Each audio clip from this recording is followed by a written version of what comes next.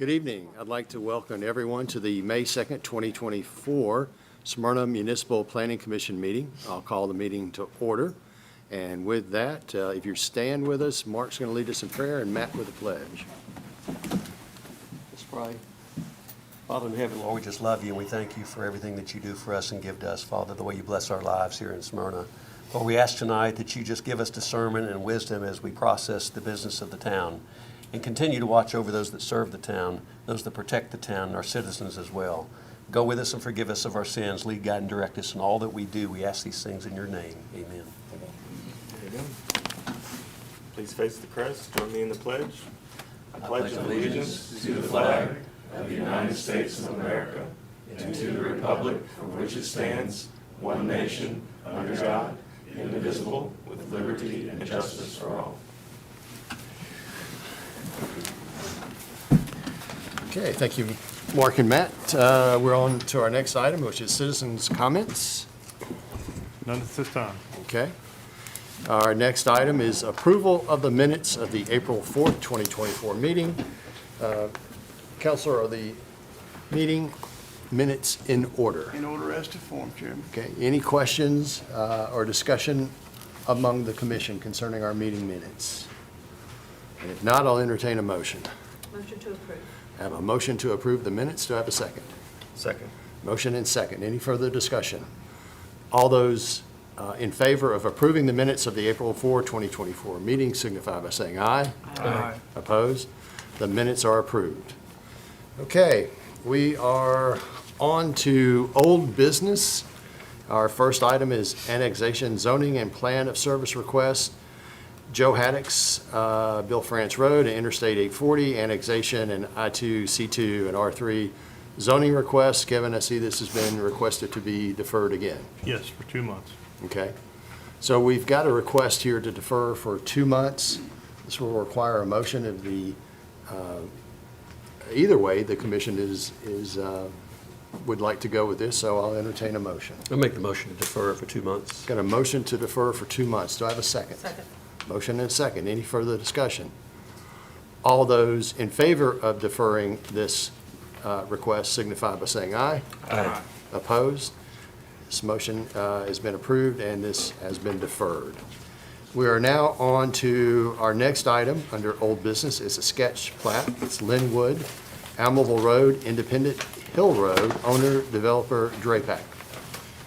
Now, this is a sketch plat for a development that's actually been annexed into the town probably 15 years or more now, and been with a development agreement for almost 10, and that has recently been amended and updated. So, but this is a sketch plat for a very large development, 689.5 acres. That's a total of 1,500 units. 1,200 of those are single family, 300 of them are townhomes. This is in there. The PRD again was approved many years ago, and this is the sketch plat for the overall.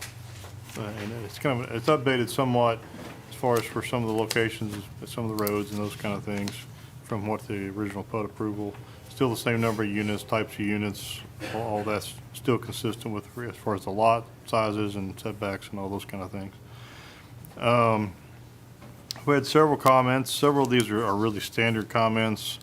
Really the first 4 are really all just standard comments that would remain.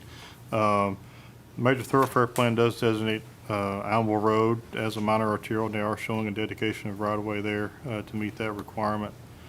Comment number 6 regarding the sewer. With the updated agreement that was approved by council at the last council meeting, essentially the sewer is not available here at this time. There is a proposal to a couple things going on. One is to the Brierley Downs development, which is directly north and would connect into this development. Sewer, we have as part of the agreement, this developer could connect to that sewer for up to 200 lots.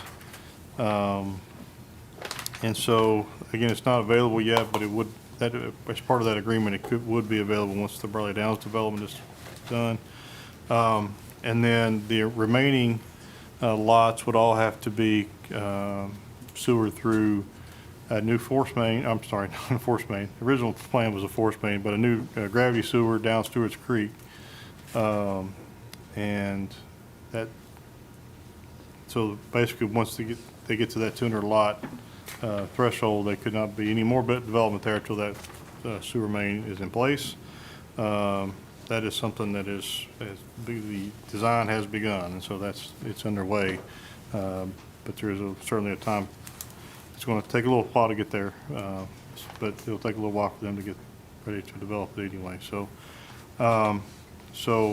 that's kind of the update on where the sewer is and where the plan of service is to get the sewer to that. Number 7, this is fire code requirements regarding the second entrance.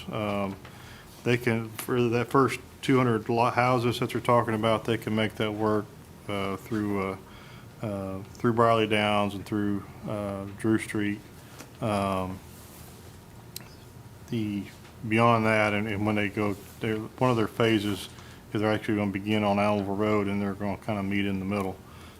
They really can't go above that 99th house until they make another connection there coming in from Allenville Road. So that's kind of an informational comment for everybody, and they're aware of that. Required minimum fire flow is standard there, 1,000 gallons per minute.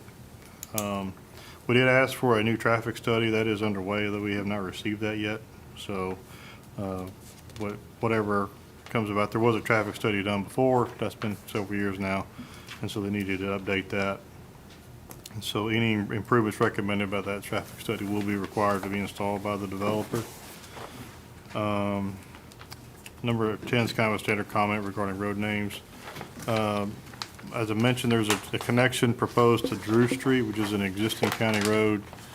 They have worked through that with that adjoining property owner, and so that could happen now because really either property owner can make that connection because they each have a right to build a road and an easement there to across one another's property. So that issue has been addressed. And, this is in CUD's service area for water, and so there are some improvements they're going to have to make with regards to the water there as well. That's something that they'll have to work through with CUD, and they'll have to be in place certainly before they can build anything, or as far as to make, at least to be sure the adequate power flow is there. So I believe that's all that I've got. Kevin,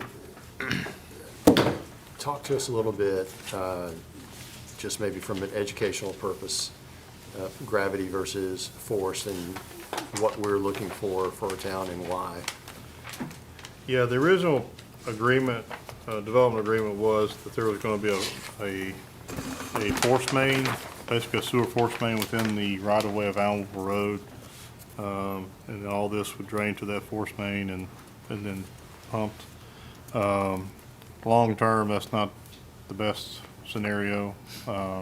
Because of the cost associated The with cost associated with the long-term maintenance of that and so that was, at the time that the agreement was made, that was the quickest way maybe to get sewer to it, because you're gambling that, number one, that TDOT would allow you to put the force main in their right of way, and then also just again, just the long-term cost of having that force main and with the pump station and all that. So the gravity sewer is a little bit more difficult on the front end, just because you got, obviously you're going to have to buy several easements and different things like that, and more design. But long term, it's the better plan.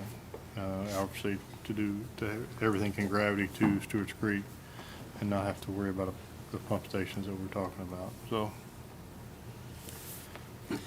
With not meeting fire flow, would this, in order to even pull a building permit, this would have to be correct it. Is that right? Yeah, right, and they've got some requirements that they're working through with CUD. They know there was a facilities improvement and determination that was done by CUD, that what they're gonna have to do to make that happen, so. Okay. And thinking back 10 to 15 years ago when this was first approved, is this consistent with what we looked at then? Yes, it's the same plan. I mean, locations of things may have been tweaked a little bit here and there and that sort of thing, but it's the same density, the same uses, the same lot sizes, setbacks, all those things. What were the setbacks then, Kevin, versus what we do now? They were, they have, some of them have 25-foot setbacks versus some of the lots do have 35s, the bigger lots. They do have the 5-foot side setbacks versus That was 7.5. approved, what, 8, 10 years ago? Or a little longer, I think it's more closer to 15, but yeah. And so we can't go back and amend that now. No. We've changed all that since this was approved, and Yes. that's why I'm asking the question. Yes. You know, and again, probably predating most of us, with the 5-foot side setbacks, how are we handling the HVAC units on that? Can that be addressed, or? We would, there's nothing, and then, now we require them to be in the back. Right. I don't know if there's anything, there was anything within the PUD approval to require that, so my hope and my desire is they would put them in the back or at least alternate so that there's only one in between each house, pair of houses, Okay. not both side by side. Since this was approved so long ago, and the setbacks being what they were, and this development having so many townhomes, is there gonna be adequate secondary parking, or can some of the green space be turned into parking? Well, yeah, we would hope, again, we would have to work through that once they get to those sections, the townhome sections. We would look to having some guest parking there, and there's gonna be some additional parking that's not shown here as far as some of their amenity areas, and things like that too. They're gonna have to have, the postal service is gonna require multiple mail kiosks and those kind of things. You're gonna have to have, that wasn't looked at before, that's a requirement now that they will have to, federal requirements kind of supersede everybody, so they'll have to do that. So, yeah, we would look at, especially in those townhome areas and those amenity areas, that there would be additional parking beyond what's on each individual lot. So that would be done when those phases are brought in Yeah. individually, but it's a great question. I mean, if Right. we've had to remedy that problem before. Right. And those are the first 200 lots that they're talking about are gonna be all detached, single family. It's gonna be a while before they get to those townhomes. Yeah. Yeah. Well, without sewer there, it is gonna be a while. It'll be a so- while. But, fix it now. I mean, this is a project that'll multiple years. Yeah, this is at least a 15. It's a long time This off. is at least a 15-year project, if I not would more. think so. I mean, if they can build 100 houses a year, it's 15 years. I mean, Yeah. so. I think it's a good point. I think it's something we need to make a record of and visit as these things come in. Right. Whether we're on this body or not, at that point in time, we need to take a look at that, make sure adequate parking's in place. That's been the problem. We tried to tweak and fix along the way. We've done that, but this is old. Right, This is before we did all that stuff, so. right. So are there just 2 exit entrances planned for this? I see some stubbing, but I'm not sure about the topography where they've got those stubs. Yeah, we've got the initial phase, which will be kind of that northernmost area is what they're looking at. You will have the tie-in to Briley Downs, the tie-in to Drew Street, and then there's a stub to a development that's later on in your agenda, which also tie in. There will be a stubs. There's an access to Independent Hill Road, and there's an access to Almore Road. And then there's stubs, additional stub streets. Part of the original PUD approval was no connections to the existing Stonewood development. There's at least 2, maybe 3 stub streets into this area that was part of that development, and that was part of the approval. So They're still not showing those connections, which is again per that approval. So that limits them somewhat to where they, as far as those streets to be connected to. They did have the one, there's kind of a hill on the property kind of in the middle part of the east there. They are trying to go around that one stub to the east there. So if that air property develops, you could have a connection there in two locations into that development as well. Amy, I think there was quite a bit of discussion with Stonewood and this development that may even involve some berming, or certainly there was, I guess, a general consensus that a stub into their neighborhood was not desired. So I think that was worked out between the commission, the council, the developers, the folks from Stonewood, and I think they came to an agreement on that. Right. And basically, to not make those connections happen, yeah. Will sidewalks be part of this? Since Yes. Okay. I didn't know what the Yeah. requirement was back then. Okay, any other questions for Kevin on this one?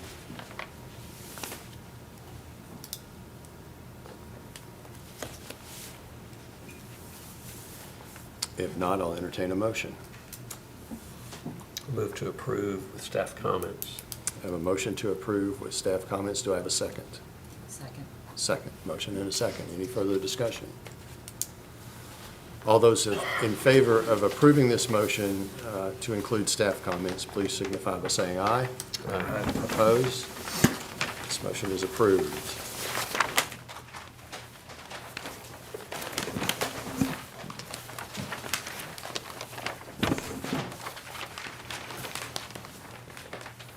Mitch, we got a lot of paper up here tonight. Yeah. Let me take a little bit in between here to get ready. Okay, now we're on to site plans. First one, Newberry Townhomes Lot 1, Amable Road. Owner, developer, Larry D. Davis Sr., Heidi Kilimanjaro Davis, Newberry Propco, LLC. This was recently submitted a couple months back. There's been a couple revisions made here in the past couple months, so we've had it deferred a couple times here, but this is what they are presenting to us tonight. This is the townhome portion of this development. It is, the approved PRD calls for 84 townhomes for the entire development. The site plan they're showing for 82.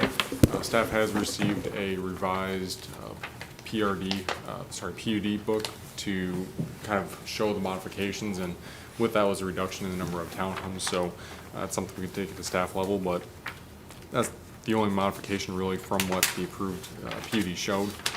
The applicant has submitted a PUD amendment to staff to reflect these updates. The amenities shown include a dog park, playground, walking trails, a pavilion and pond.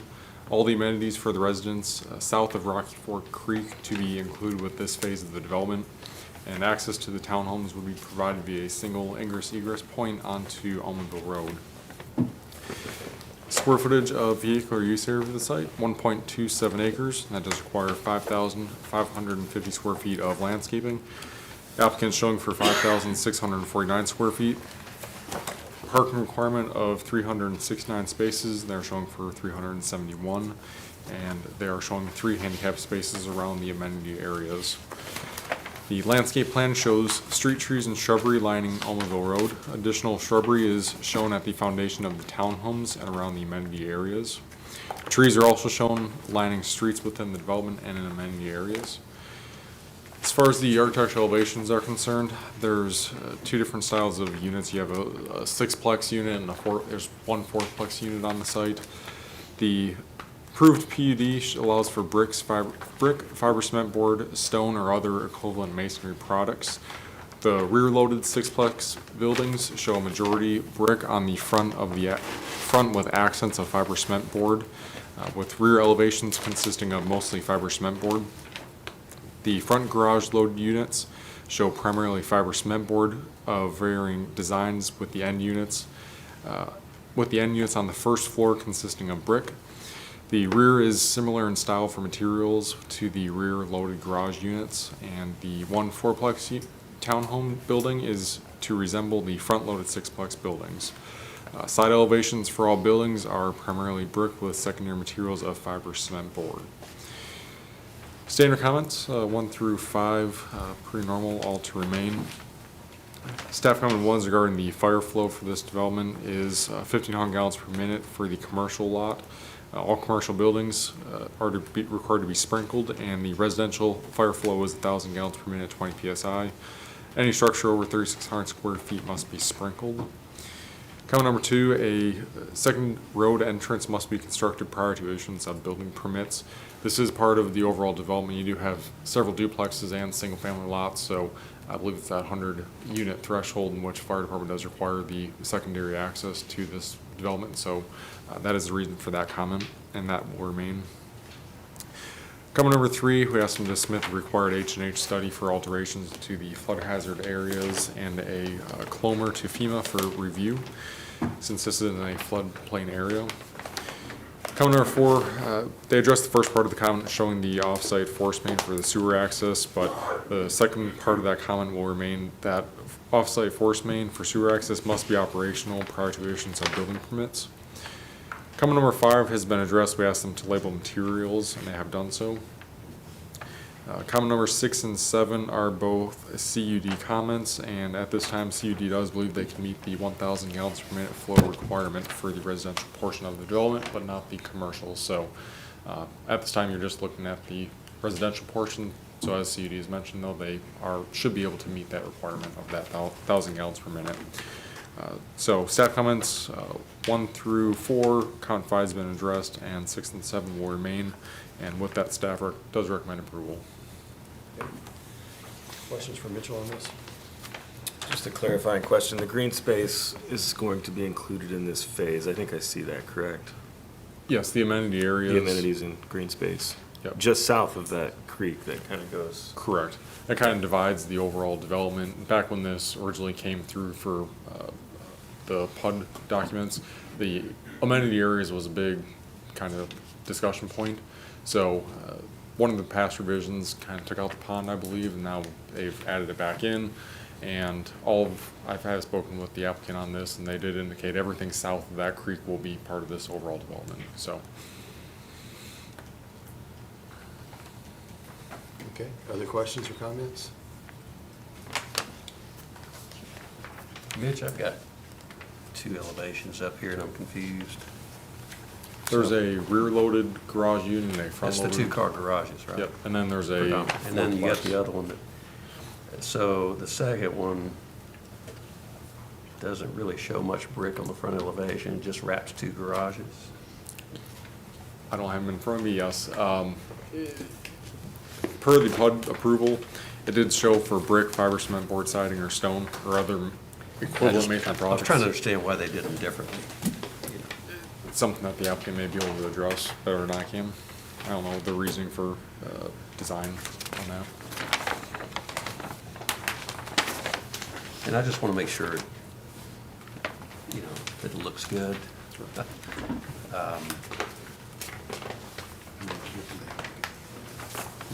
you like to hear from them?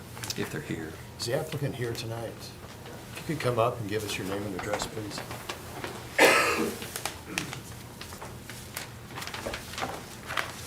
Can you explain the difference in those elevations? Sure, Nathan Quinn, 7348 Olmsted Drive.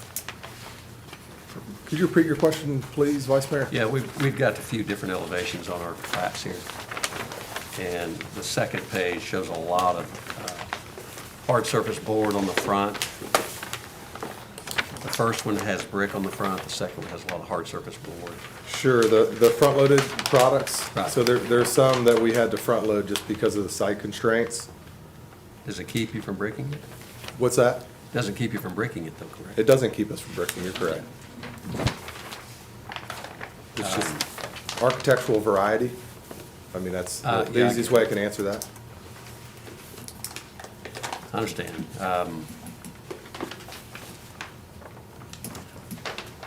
Wind farms, for example. You've got some product at Wind Farms that, when you drive down Rock Springs Road, quite honestly, all I see is colored boxes. And I want to protect that. I Sure. don't want a bunch of colored boxes here. Yeah, I think there'll be a lot of elevation and projection off the fronts of these units to keep it from being, I think what you're worried about is box on box, if I'm understanding you correctly.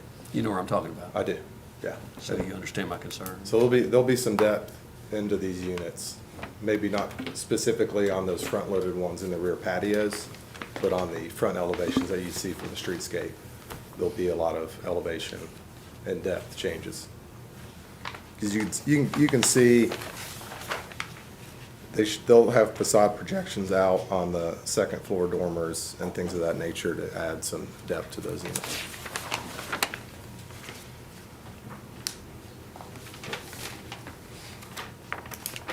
Thank you. You good? Answers my question. Okay.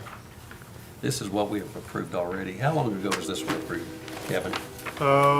It's been a few years. It's, the PUD approval, yeah, it's been a couple of years now, I think. Was that before or after we changed the parking ordinance? It was about the same time. Yeah, that was, I think. So we've got 20-foot setbacks on these townhomes. I think we had, can't recall. I think we did require 4.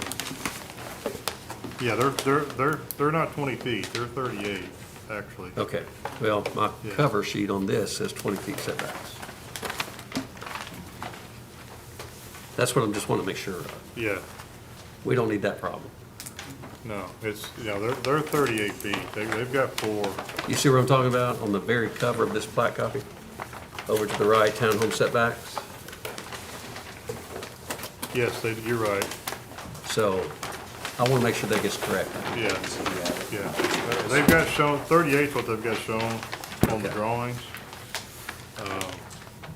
So, yeah, we have them change the front cover. Specifically on the rear setback, is that what you're referring to, Vice Mayor? All sides were 20 feet. Basically, it's where what's shown on the front is all sides are 20 feet. But what he's talking about is where the parking area, between the building and where the driveway is, basically. is Okay, that- that's where I was confused. I just want to make sure we're not approving 20-foot setbacks here. Yeah, yeah. Okay. That's what they're showing on the plans. That is not what's shown on that cover sheet. You're right. Okay. Yeah, you're right. I just want Make those clarification. They just need to make those consistent with one another.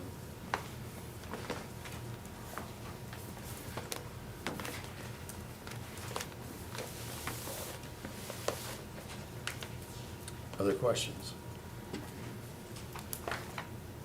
Is there an opportunity on some of the elevations, we talked about adding a little bit of architectural variety here on some of the front elevations that are all cement hardwood, or hardboard rather, to do some brick variations within those areas? I think what we're showing here, and stop me if I'm not addressing your question correctly, are you referring to the alley-loaded product or the front-loaded? Well, it was the front, yeah. The alley loaded had a lot of brick on it already. So there is a mixture of cement products primarily above the garages on those, and a lot of that's just a constraint based on weight above those garages, and they're just trying to do a mixture with the end units on these specifically on the first floor and above the garage. They're showing brick, and then we have board and batten and a mixture of Okay. hardy board and shaker style. I just want to make sure we were, To break it up. I mean, Yeah. we want that as well, to be clear. We don't. Well, I don't want, that's what I, want to make sure We don't agree with you. Yeah, have that we want happen that to be again. clear, yeah. okay. All right, very good, thank you. Thank you. Thank you. Okay. Any other questions or discussion from the commission? I think just for clarification too, just so everyone, those front-loaded units are basically only the 2 buildings that are in the back part of the project. Okay. So that does help a little bit, maybe as far as visibility from Allenville Road, they're not gonna be as visible. Everything on. Yeah, you can along tell. out- They're I all, looked at that. the rear-loaded units are gonna be the more prominently visible units. So you're gonna be seeing the front doors is what you're gonna be seeing, say facing Allenville Road or Versus the facing the office garage. space. Right. Yeah, That's the commercial space down on the in the corner. The southeast The corner. southeast corner is commercial, yes. And the So- pickleball and all that, is that where that is going to be? Yes, sir. And Yeah. you got, basically got the detention pond and some open space kind of between these units and Allenville Road. And then obviously the open space kind of wraps around along the creek there. All we're So- looking at tonight is the townhome phase. That's correct. Yeah, we've seen the preliminary plat for their first phase for the villas area and some of the single family also a couple months ago, 3 months ago maybe. Remind me again, is that villa area a 55-plus area? Yes. Okay.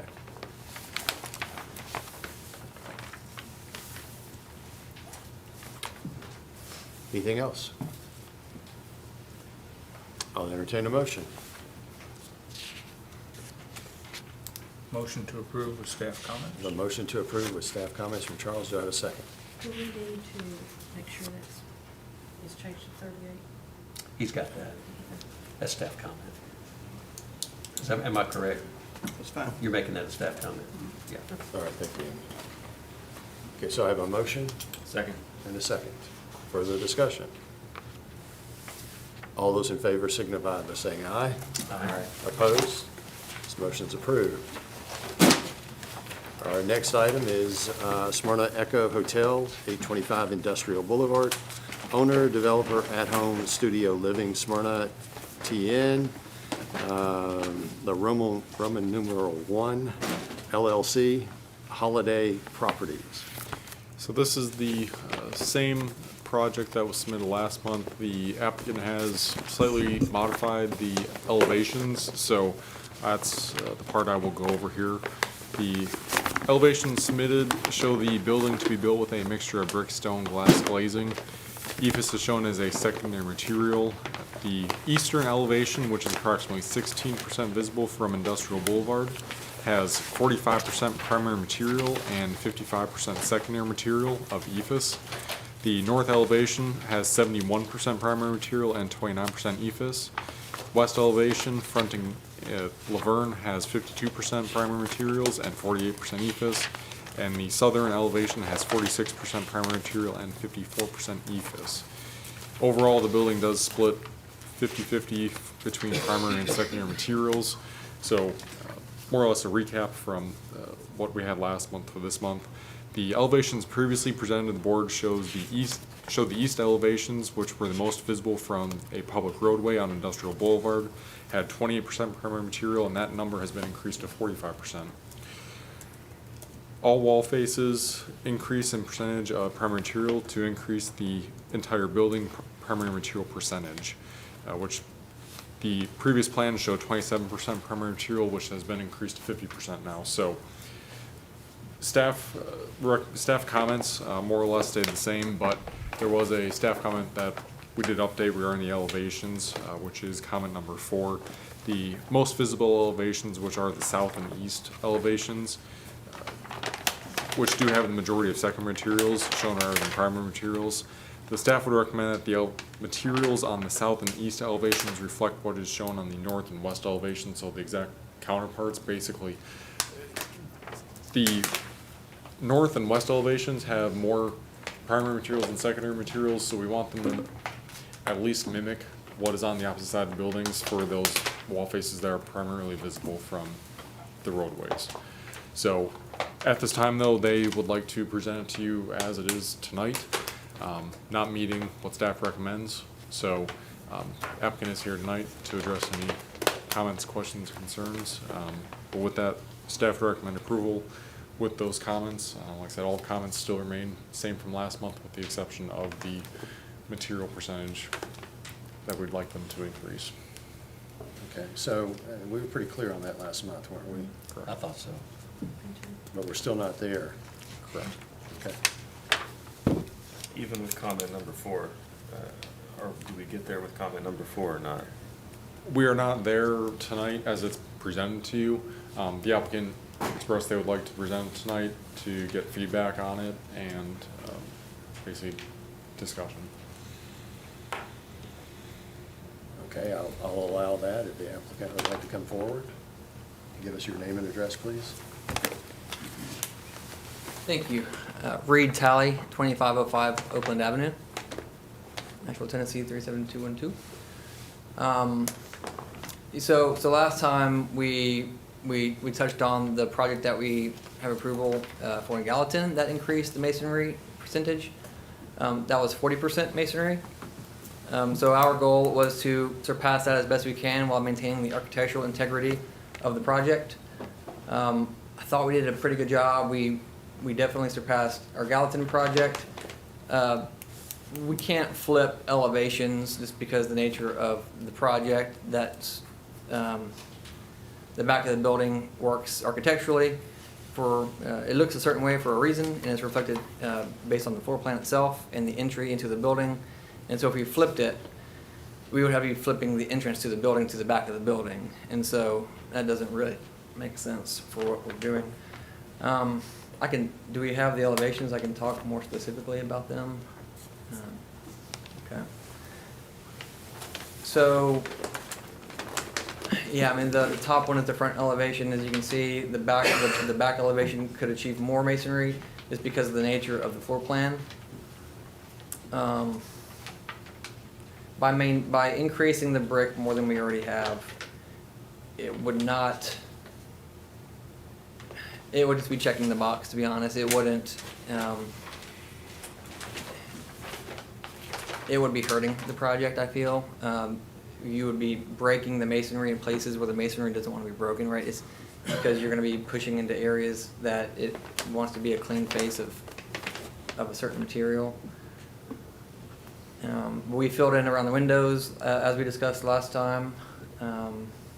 It was just an honest effort to try our best. And so I thought we'd bring it back this way and discuss it.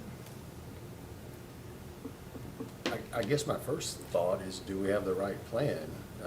And the reason I say that is that we've had another plan presented for a hotel here that did meet design review. That was the previous owner. Yeah, no, I realize that. So but- that was for a Wood Spring Suites type of product. It was a lick and stick stone. It was pretty simplified plan, completely different hotel. That wasn't a prototype. It was just the owner renting their own. So it was a billboard style product, just like you would see on the side of the interstate. This is a Wyndham project. It's designed by them. And we were trying to alter it as best we can within the brand standards to try to marry city requirements and the brand requirements. So, Being a Wyndham product, they're a well-known entity, right? yes, sir, Is this the only design they have? it is. It's a new product. They have an old product that would meet our design review? Not like this. This does not currently meet our design review, does it? They've gotten to the point, the 50% overall, that is a requirement. Well, we had asked, we weren't saying flip the building as far as the orientation of the building. We just wanted them to add more brick on the sides of the end and side that are gonna be much more visible from, even if not necessarily visible from, San Marie Parkway or anything like that, but visible from the area where people are gonna be congregating in the parking lots there in front of Kohl's and all that. And so that's why we had said add something similar to the percentage that you had on the backside that backs up to the warehouses in Laverne and then the woods that's owned by the school board in the And I back get of the some school. of that, I do. I mean, nobody's gonna see it. Right. But, you're about, if you say about 50% EFS, The overall, well, Overall? yeah, it's. is so there that's another just- product besides EFS that would work? That meets our design review? Well, the primary materials we have are brick, stone, and glass. So, I mean, they could certainly do a different secondary material, like The reason I'm saying concrete that, we siding or just- something like that. We've had our pains with EFS, we really have. Right. And you can look at buildings that are 10 years old, and that EFS is pretty dirty. Right. You Well, a lot of know, that's maintenance and I maintaining. understand, but EFS is approved. once it's approved, we don't know who's gonna maintain it, who's not. Right. I imagine Wyndham would. But that's kind of the issue I have with so much EFS on the building. That's why I asked if there's maybe a different material. If we swapped this EFS for a flat hardy board, product? Is that something that you would entertain? I would probably look at that more, I can't tell you what I would vote on, but I think I would look more favorably upon that just from a maintenance perspective than I do all the EFS that we're talking about here. Right. Somebody else may want to chime in. Well, one of the things we're trying to do is be consistent, and we're trying to build something in our town that's going to be long-lasting, and, when I'm saying long-lasting, I'm not, inferring it's going to fall down in 10 years, but you can go around and you can look at buildings that were primarily EFS, and you can see the issues that we have with them, just from an aesthetic look. So we've been consistent as far as other hotels and projects, as far as making sure that what's, facing our roadways, meets the design review. So what we're asking for is not really any different than the projects that we've looked at and asked and requested this, and that have been done and met. So I will add, the EFS has improved a lot. I hear what you're saying. The product that we have approved in Gallatin is overlooking Big Station Camp Road. It's the front door to Gallatin. They're pretty strict, and we worked with them, and that's their verdict is it's going to be a builder right to the entrance of their city. This one you really can't see at all. I mean, the visibility studies that we have, those aren't really an accurate reflection of visibility at this project. If you drive down San Maria, turn industrial, that is like a snapshot view of maybe a clip of the building that you're going to see. And I almost hate to use that example, but it's the truth. And I'm You trying to be drive by- fair, I know there's areas on this that'll never be seen, I Right. understand that, but the parts that are seen still have a lot of EFS. So Right. that's where I'm going with this. I don't know if staff can recommend something that, if you can move some EFS away from the front elevation, or what, I don't know. I think that's what we were looking at, was if there was a way to flip, Offset it. not necessarily flip, like I said, not flip the building, but flip the materials from the Yeah. back side to the front side somehow. I mean, we want to be user-friendly, but. Right. Yeah, I mean, and I hear that. We're in a weird spot with Wyndham's design, right? They're trying to carve this thing up in a way to give it some architectural interest. And so the way that they have it boxed, it just makes it tricky to pull that off. And so that's not your fault. disagreeing. That's not- It's an attractive building. I'm not disagreeing with that. It's the Right. material that I think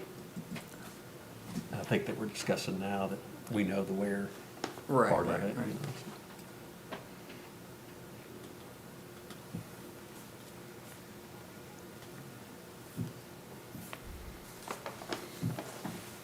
I mean, there's other secondary materials allowed under design review. Certainly hardy board type siding is certainly one of them. Well, I'm the only one asking questions. I don't know if anybody else up here has any. I want to open the floor to them in case they do. But I want to be flexible enough to make it work for you, but I also want to make sure we, like Chairman said, we stay consistent. That's right. And we're trying to stay consistent, so. Other questions or comments? I think we all had the same questions that Mark had, and concerns that Mark had about it. Is this something you, as the applicant, would prefer for us to vote on tonight, or would you prefer to have more discussions with Kevin and try to talk about the material usage or the flip-flopping of that, or, Yeah, We quite can frankly, do I don't either. know the It's your difference. call. You Yeah, tell I us mean, it's what you like, want. it seems to be the same thing to me. If it, Right. vote it down, I get it, and then we'll revisit and try to make something work. Well, we don't know how they'll vote. yeah. I'm not speaking for them. Right, but right, I know what my motion would be right now. right. I mean, I'd like to hear everybody's opinion, so I think that a vote would be fine with me. I mean, and then Okay. if it, comes back. Okay, A vote rather than a deferral, you'd rather? yes, that's what I he think said. that's what he Just said. vote. It's the same It's the either same. way, right? I mean. you Right, can- exactly. I'm here for information. All right, thank you very much. Thank you for. Thank you. Okay, is there any other questions or discussion here? If not, I'll entertain a motion. I'll make the motion to deny based on staff comments and design reviews. Okay. I have a motion to deny based on staff comments and design review. Do I have a second? Second. A motion, oh, Second. all right, I've got a motion and a second. Any further discussion? All those in favor of denying this request signify by saying aye. Aye. Opposed? This motion is denied.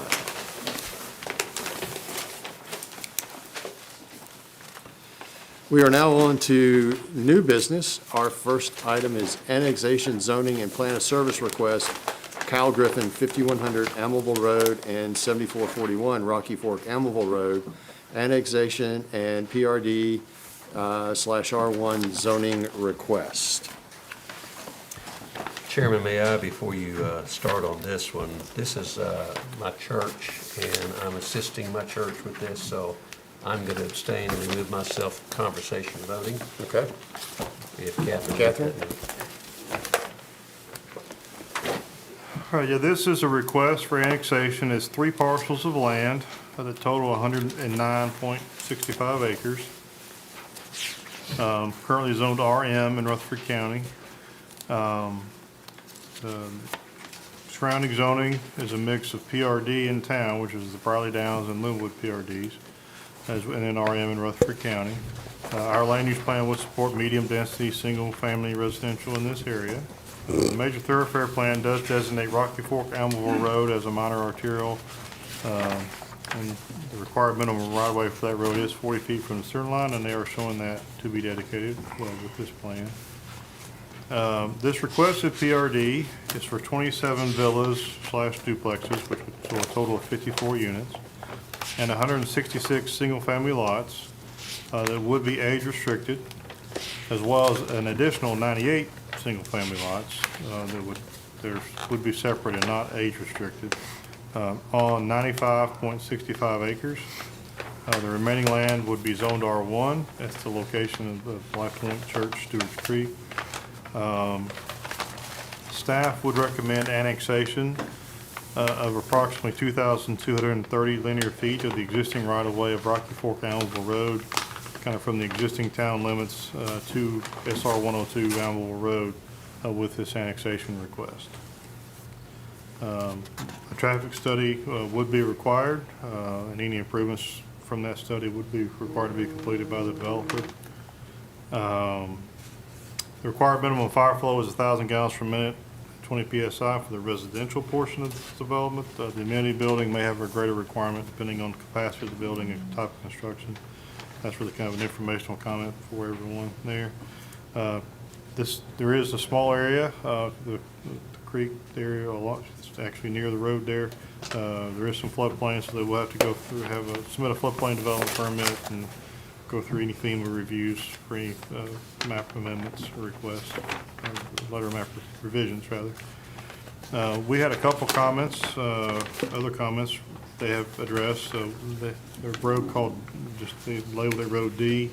We did ask them to extend it to that eastern property line. They actually are showing it being extended all the way to Elmville Road. Just providing another entrance into this area, in and out. Anyway, that's been addressed.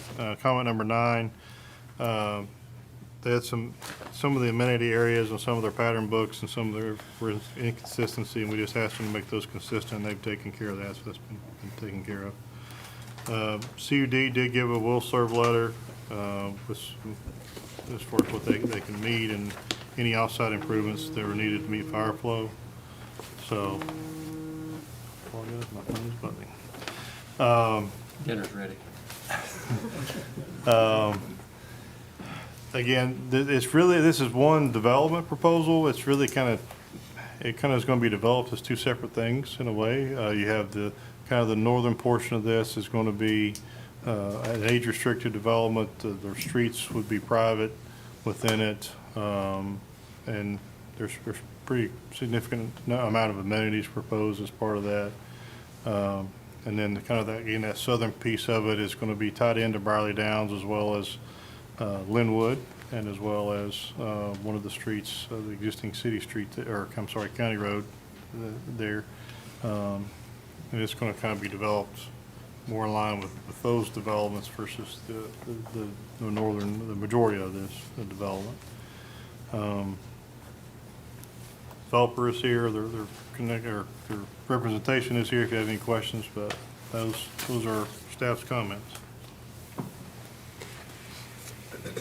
Kevin, when we're looking at this and looking at open space, some of the amenity areas, seems to be a nature trail. When we're looking at this in total, is the density very similar to an R3? I mean, you got basically, you know, it's 95 acres and you have, what is it? A little over 300 units. So it's a little over 3 per acre. So very close. You're very similar to like what an R3 would be, yes. Okay. You mentioned Briley Downs. From my perspective, this appears to be very consistent with Briley there. Is that? Briley is not an age-restricted development. Yeah, other than But that. other than that, yeah, it is. And Briley was an all single-family, and you do have the villas piece of this, so it's a little bit different. But it's very similar in density and lot sizes and those types of things. And from a Briley Downs. connectivity standpoint, as far as in and out, looks to be fairly Yeah, good here. Yeah, they're gonna connect to Briley Downs in a couple spots. They'll be connecting to Linwood, and again, as well as that existing county road, and then, of course, obviously Rocky Fork, Allenville, and Allenville Road as well. So, you've got good connectivity for this development as well as those other developments that are to the west there. Another way for those folks to get in and out as well. Okay. Other questions or discussion? Yeah, go ahead, Charles. Yeah, it seems to me that we have a really good opportunity to preserve tree canopy and to make this an unusual in a positive sense through maintenance of the natural features. So I'd just like to encourage the developer to pursue that to the maximum extent. Okay, thank you.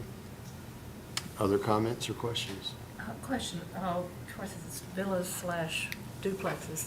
Do villas, duplexes, do they have the same parking regulations as townhomes and single homes? Because this is a age-restricted development, they have less. You know, we have a lesser parking requirement when it's age-restricted. It's 2 spaces versus 4. And so, yes, they do. They wouldn't if they weren't age-restricted. They would have the same requirement. But because they're age-restricted, and it's the same, goes the same for the single family as well. So, you know, Is they there have- a limited years on that age-restricted part? It's the Housing for Older Persons Act. It's 55. 80% have to be. 80% of the, have to have a 55 and over. For 20 years, 25 years, as long as this exists? As long as As long as it exists. I'm glad that's where you were heading. I thought you were asking for a top-end number of the age. I was kind of concerned if I moved into something like that, I'd get kicked out in a few years. And again, but they're, the non-age restricted, they got, you know, that's the 35, they will have the 35-foot setbacks there, so. I think the reason being is that, you know, first of all, there's an anticipation there's going to be less there, you know, maybe Sure, absolutely, two. makes And then just from a, you know, even a traffic perspective, you know, you're not going to see the normal, typically the normal traffic patterns. Okay. Other questions or discussion? I'll entertain a motion. Move to approve Have a motion to approve with staff comments? with staff comments. Okay, from Matt, do I have a second? I'll second. Second, Selena. Motion is second. Any further discussion? All those in favor of approving this motion signify by saying aye. Aye. Opposed? This motion's approved.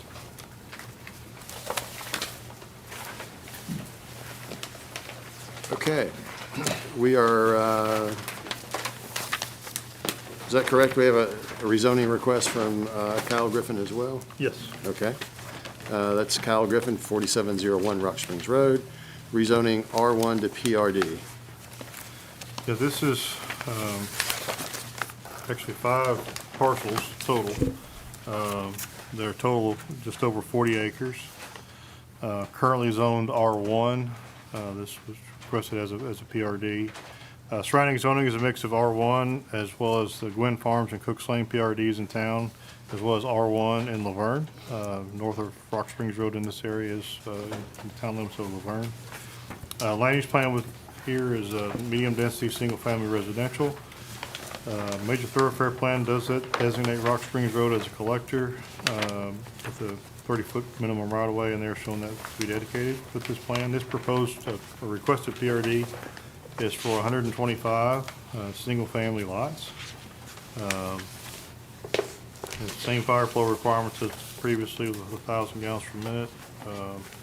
Again, that amenity package, the amenity building may have a greater requirement depending on the capacity of the building and type of construction. There are some retaining walls shown. We just had a kind of an informational comment there. Anything over 4 foot in height does require a permit and designed by an engineer. We'd ask them to show some additional parking in that amenity area, which they have done, so we're good there. And just kind of an informational comment for them. They will be tying into the previously or fairly recently approved Cooks Lane subdivision. Their concept plan in their plans do show that. We show on our map in there, we kind of have what was previously approved as a part of the Cooks Lane development, so they don't look like the roads are gonna meet, but they will be. But near lot 95, which is kind of that western, kind of southwestern end there where it ties in, if this road is built first before they tie into Cooks Lane, then we'll have to have a temporary turnaround. Again, CUD did provide a will serve letter. They're gonna have to do, there are some offset improvements they're gonna have to do to meet fire flow, so they were aware of that. So, and I believe, and the developer, their representation is here, they can speak to this. It's my understanding this development and the Cooks Lane development are gonna be kind of same developer and developed together, and kind of some of the amenities and different things are gonna kind of fall under the same, one HOA is my understanding. This development and the Cooks Lane development are gonna be developed together by the same folks, same people. And so some of the HOA and other things are gonna be kind of joint, Okay. kind of be kind of developed together.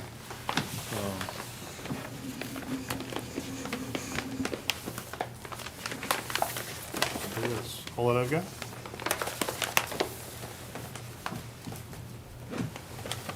Okay. Questions?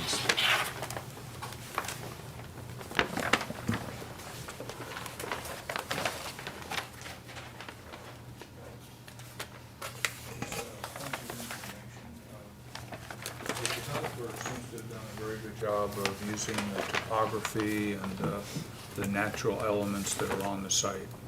And those are depicted on the site plan. When we approve the site plan, does that lock them into doing that, to maintaining those natural features? Well, I mean, they're shown, and there's some existing ponds they're gonna keep and those kind of things, and there's trees and different things, and they're not showing a lot of improvements in those areas, other than, obviously you got a road and different things, not a lot of, there's some walking trails and things, but no buildings of any kind or anything like that, so, I mean, I guess they're not locked in from the standpoint they could always come back and request amendments to their documentation, their PUDs, but. Which would require another vote here. Right. And they'll have to bring in subdivision plats and that sort of thing, and then there'll be a site plan for their amenity building, their amenity center with the pool and everything at some point. So, yes, they're locked in from the standpoint of this approval, but again, they could always request amendments to that approval.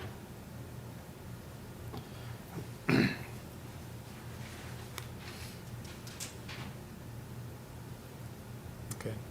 Other questions?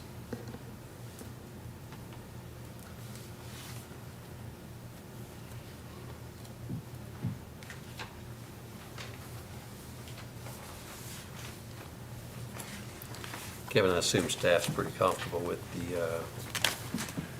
the lane exiting on the Rock Springs to the north up there. That's not far from the signal, is it? Yeah, they actually, there was they did the traffic study for the Cooks Lane project, they included this as well. And so we've already had that traffic study that showed that the turn lane, left turn into this site, from Rock Springs Road and a left and right leaving. We did, and they did show this, we did ask them to extend the sidewalk from his development to tie into the sidewalk that's at Gwen Farms. There's that piece there in front of their open Connect the space two, area, so yeah. that's gonna be done. But yeah, as far as that location, we also, where they have Road C, that they're cul-de-sacing there right at Rock Springs Road. Yeah. We looked at that as well, and that's, the topography there and the geometry of that road that's there, that would not be probably not a safe place for a road No, I connection agree. there. So, That's the reason I asked about that's the why water. it's not, they didn't propose that, but we did talk to them about that, and that's why that's not shown. Is there a possibility of, because you, in comment 8, about the temporary turnaround if that road doesn't connect with the Cooks Lane? But it doesn't look like it's possible to connect with Cooks Lane. Well, if you look on, I guess it's page C 1.0 on the drawings there, yeah, our maps, we show, again, what we have on the map and what's even on the screen there is what was previously approved. We pull in the previously approved plans. We're gonna have to revise, if this is ultimately approved by council, they're gonna have to bring back revisions to Cooks Lane, because what's been approved there would not meet at this location. But there will be a connection there. Which would then obviously maybe alter a lot or something to do Yeah. that. Which they had a preliminary plat approved, they didn't have a final, there's nothing to record or anything, so Same developer doing the Cook Lane project as this one? it's my understanding, Okay. yes, No, they'll get that married up. yeah. Okay, other questions?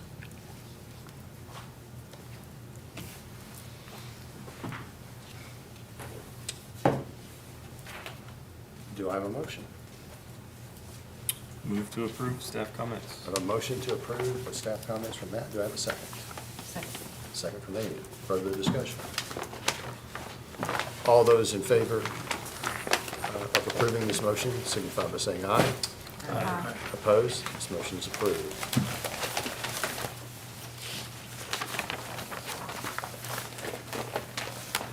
Our next under rezoning request comes from Matt Huff, Ken Pilkington Drive, and Sergeant Osbury Hawn Way, rezoning C2 to PID request.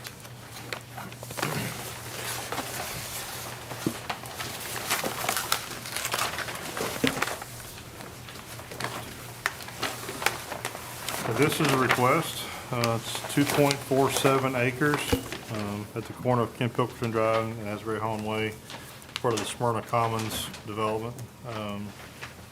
Currently zoned C2. Surrounding zoning is a mix of C2 and PRD, which is the Copperfield Lodge apartments directly behind it. The land use plan is our mixed-use center character area, which is to support a wide range of uses and building types. New development should focus on a mix of uses and services such as retail, restaurant, and attached residential uses. Major thoroughfare plan does designate Ken Pilkington Drive and Asbury Home Way as collectors, and adequate right-of-way does exist for those streets. This requested development is for a 108,000 square feet self-storage facility, which is, I think it's 3 stories or about 40 feet tall. The requested minimum fire flow, the required minimum fire flow is 1,500 gallons per minute, 20 PSI. With a sprinkler system, it would be required to be sprinkled. The median opening, there's an existing median open on Ken Pilkington Drive. That's going to have to be adjusted, so if this is approved, I'll have to adjust that location of that median opening there. We did ask for elevations of the proposed building. They have pictures shown of similar types of buildings. They have committed basically to meeting our design review requirements, but we don't have the specific elevations yet of the actual specific proposed building that they're wanting to do there. We had a couple other comments regarding a hydrant near the entrance off of Ken Pilkington Drive, which they've added that. And to drive aisles, because of the height of the building, are required to be 26 feet wide, and they have addressed those two comments. So we can take 8 and 9 off, they have been addressed. I think that's all that I have. Surrounding zoning is C2. Other than the apartments to the west, which are PRD, the Copperfield Lodge apartments.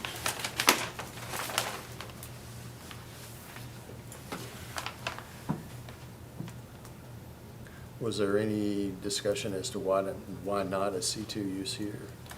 Yeah, when the owner of the property, I met with her and as well as the developer, and then the developer again separately. And the proposal, basically, they had not been able to, they've had different people look at it, but from a commercial standpoint, they haven't had any luck selling it. And no one's wanting to build a commercial use there, at least not to this point. And so this was an alternative use that someone was willing to build, so they were willing to sell to them. So we have had, along Asbury Holland Way, we have had not as much retail, but we certainly have had banks, and there's been some medical offices, medical facilities built there. We have a hotel going up along Asbury Holland now, not on the Nissan Drive side of Asbury Holland, but on the west side there. So there have been some commercial uses that are starting to develop there. But this is the first site plan or anything we've had come in for this specific lot.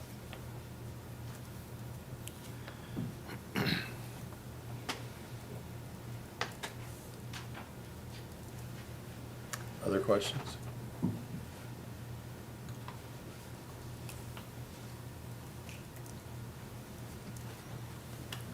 Does it actually fit the area? The area's not industrial,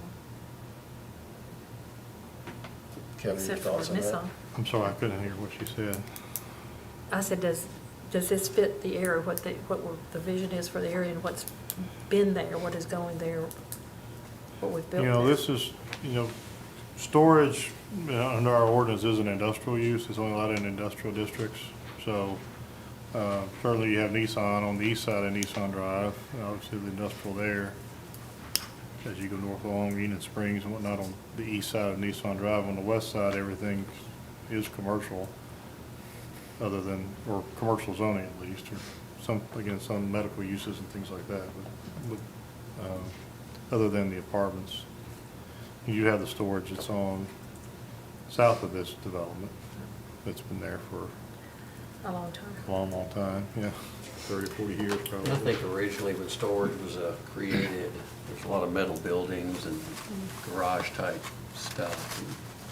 They've Yeah, and come a certainly long this is way not that, with their design review and stuff like that. I'm trying to think of there's one I know in Murfreesboro, Northfield, right there behind the Ford dealership, on a pretty busy road. But we don't have a design from them. Yeah. Well, Well, we have. there's stuff in the back of the package. Pictures in there from similar type buildings, typical type, C 4.0 is the sheet. Similar types of buildings, and they're basically looking at basically 40-foot height with, the height of the building is 40 feet. This is indoor storage as well, isn't it? Yeah, it's climate controlled. It kind of matches up with the one, which is not kind of matches up with the one next to Champy's. And that's a commercial development. Yeah, it's similar there, yeah. Again, we don't have specific, there's just some typical or similar type buildings. They do, commit to, if it's approved, when they bring in their site plan to meet our standards.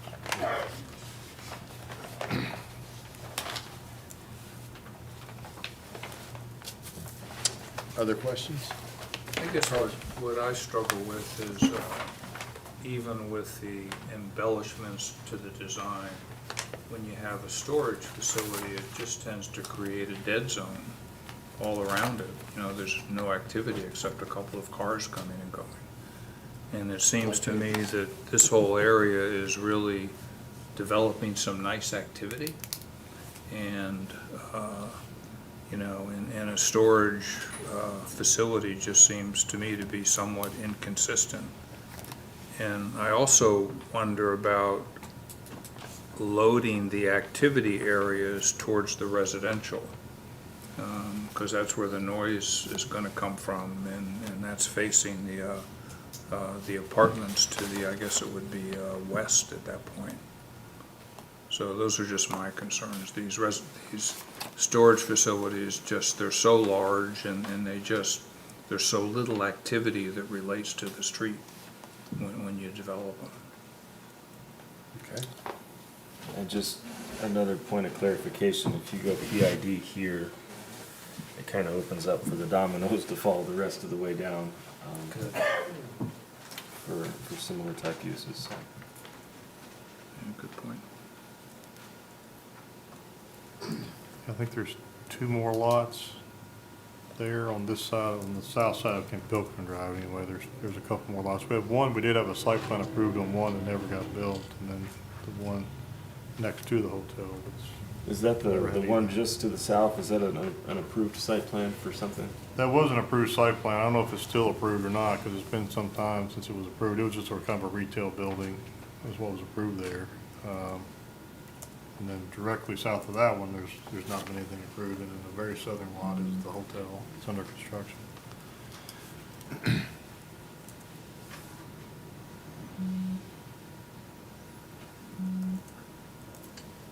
Okay, other questions or anything else further to discuss?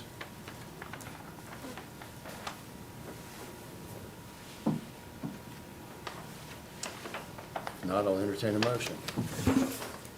I move to deny. Okay, you're going to make a motion to deny based on, The, not meeting the zones from that are surrounding. being inconsistent with surrounding zoning, Yes. is that what you're saying? Yes, Okay. I have a exactly. motion to deny based upon inconsistent zoning. Second. Motion and a second. Further discussion. All those in all those in favor of denial signify by saying aye. Aye. Opposed? This motion's denied. Okay, our next item is Robert Latimer, 657 and 698 South Lowry Street, rezoning PRD to PID. Yeah, this is a request.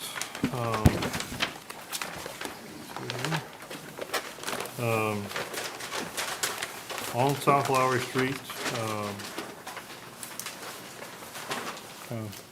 south side of town. It's about 1.4 acres of property. Currently zoned PRD. The approved PRD was for townhomes, 20 or 24, I think I remember the exact number. Several townhomes was what was proposed here. Was been approved for a while, but never constructed.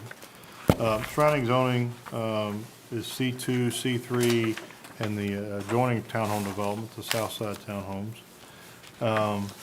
Land use plan, this is our mixed-use center character area, which would kind of, again, similar to the previous request as far as proposals, kind of focus more on the retail, restaurant, attached residential uses. This also lies within our Lowry Street overlay district as well, so, and they're not proposing to change that, it would, as far as, that's just the underlying zoning from PRD to PID. Major thoroughfare plan does designate South Lowry Street as a major arterial, and that's adequate right-of-way does exist there. Again, this proposed PID is for a 98,200 square feet self-storage facility. Just have a 1,750 GPM fire sprinkler requirement, or sprinkler, or fire flow requirement would require a fire sprinkler system. The developer has requested exceptions, which is their right, when they request a PUD, they can request those exceptions, and they have requested those. And I'll kind of go through those. Required minimum parking per our zoning ordinance would be 33 spaces. They're requesting an exception to allow for 12. The minimum building setback along South Lowry Street is 40 feet per requirements of the Lowry Street overlay, and they requested an exception to allow it to be 25. The maximum building height allowed in the Lowry Street overlay is 40, and they're asking to allow 45 feet. Number 9 is a little different. The transparency requirement, which is our windows, the percentage of windows. They had previous plans did not meet the requirement along Lowry Street for the ground floor. They're meeting that now. They're about 52%. But they have requested for a waiver on the upper floors, which is required to be 15%, and they're not meeting that. So that is, it's still a waiver, or exception, but a little bit different. They have requested also, for our landscaping requirements, we would typically review that in detail when the site plan comes in. They have requested the street trees and frontage trees along South Lowry Street not be required due to some utility conflicts. There was a landscape island that they're next to the proposed handicap space that they requested to not have, and to the required buffering that would be required along the northeastern side of the site, which is along the townhomes to the rear there. The lower floor, there's kind of the building. Let's see if we have the architecturals on the screen there. It's a 3-story building, but there's kind of a a partial kind of 4th-floor basement, and that is shown to be split face block. We did ask them to change that to something complying with our Lowry Street requirements, and that is the other exception they requested, is to allow the use of split face block on that lower level. So there's some topographic changes on the property, and so they're if you look at it from Lowry Street, it's gonna look like a 4-story building because of that kind of that basement area, and it's gonna kind of, as it goes back, that kind of goes underground, so to speak. I believe that's what I have. They do have their elevations are in there, and they are meeting our requirements for materials other than the split face block, and then the transparency requirements. So that's all I got. We just did have a big split face block discussion on another project, didn't we?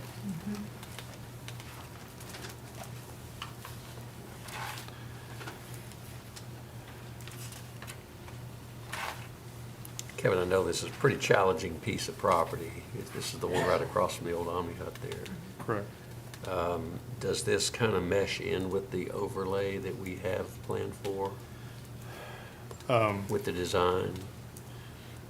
Yeah, I mean, they're requesting, the parking, that's not a overlay issue, that's just the parking requirements. But the other issues with the landscaping, the materials, and the window transparency requirements are part of our overlay requirements that they're requesting exceptions to. Does staff see it as a fit in the overlay area? We would prefer they meet the requirements of the overlay. This is kind of as you're coming in from Murfreesboro, it's going to be a very prominent building. It's 45 feet tall. How's the 40 set- feet's the maximum. How's the setback in relation to, say, Alta Depot? It would be more than what Alta Depot has. Yeah. More setback? It would be set back more because they're showing 25 feet. Yeah. And so it is more than Alta Depot. I'm just trying to visualize it. Yeah, of course, Alta Depot's downtown, and this is Yeah. more kind of away from downtown, but,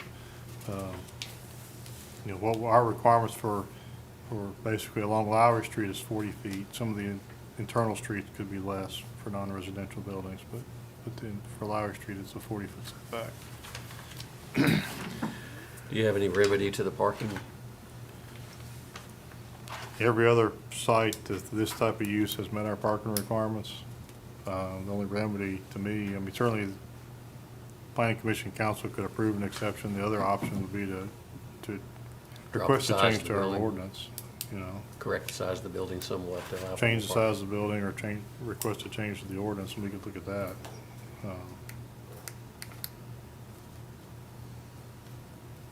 That is something we've heard from the previous request who just recommended denial on. They met our requirements, but they mentioned it.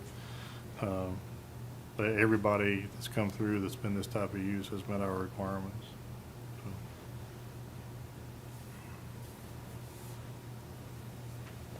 You mentioned this being part of our Lowry Street overlay. Did we visualize any industrial type of use there? Well, really didn't visualize use in the overlay. It's kind of the underlying zoning.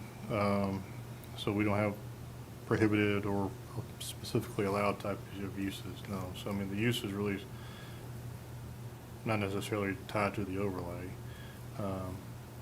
Most of our requirements more are tied to more residential and commercial type uses, certainly. So I think that's some of the reason for maybe some of the issues with the windows and everything. You know, this is not a commercial or a residential building where you would have a lot of windows necessarily, so. I mean, There was an attempt to put more townhomes there at one time, as I recall, and Yeah, that it's didn't been- work out It's been approved for quite some time. Yeah. Yeah, for townhomes. to match up with Southside Villas. So there's nothing that I'm aware of around it that's not already developed. Was that turned down when it was? No, it was The approved townhomes are several years approved, ago. yeah. Because it sort of matched up with Southside Villas, but they never could make it work. It's a Because of the challenging. topography? Yeah, it's Okay, pretty gotcha. challenging, so. Yeah, everything else around us is pretty much developed. Well, to Matt's point, because he brought it up on this last one, there was undeveloped property around that. Yeah. And We his do have- concern is valid would be whether or not we I do mean- it here, the next lot, but there's no next lot here. Well, there is, but there is one vacant lot there on the other side of Stewart Drive.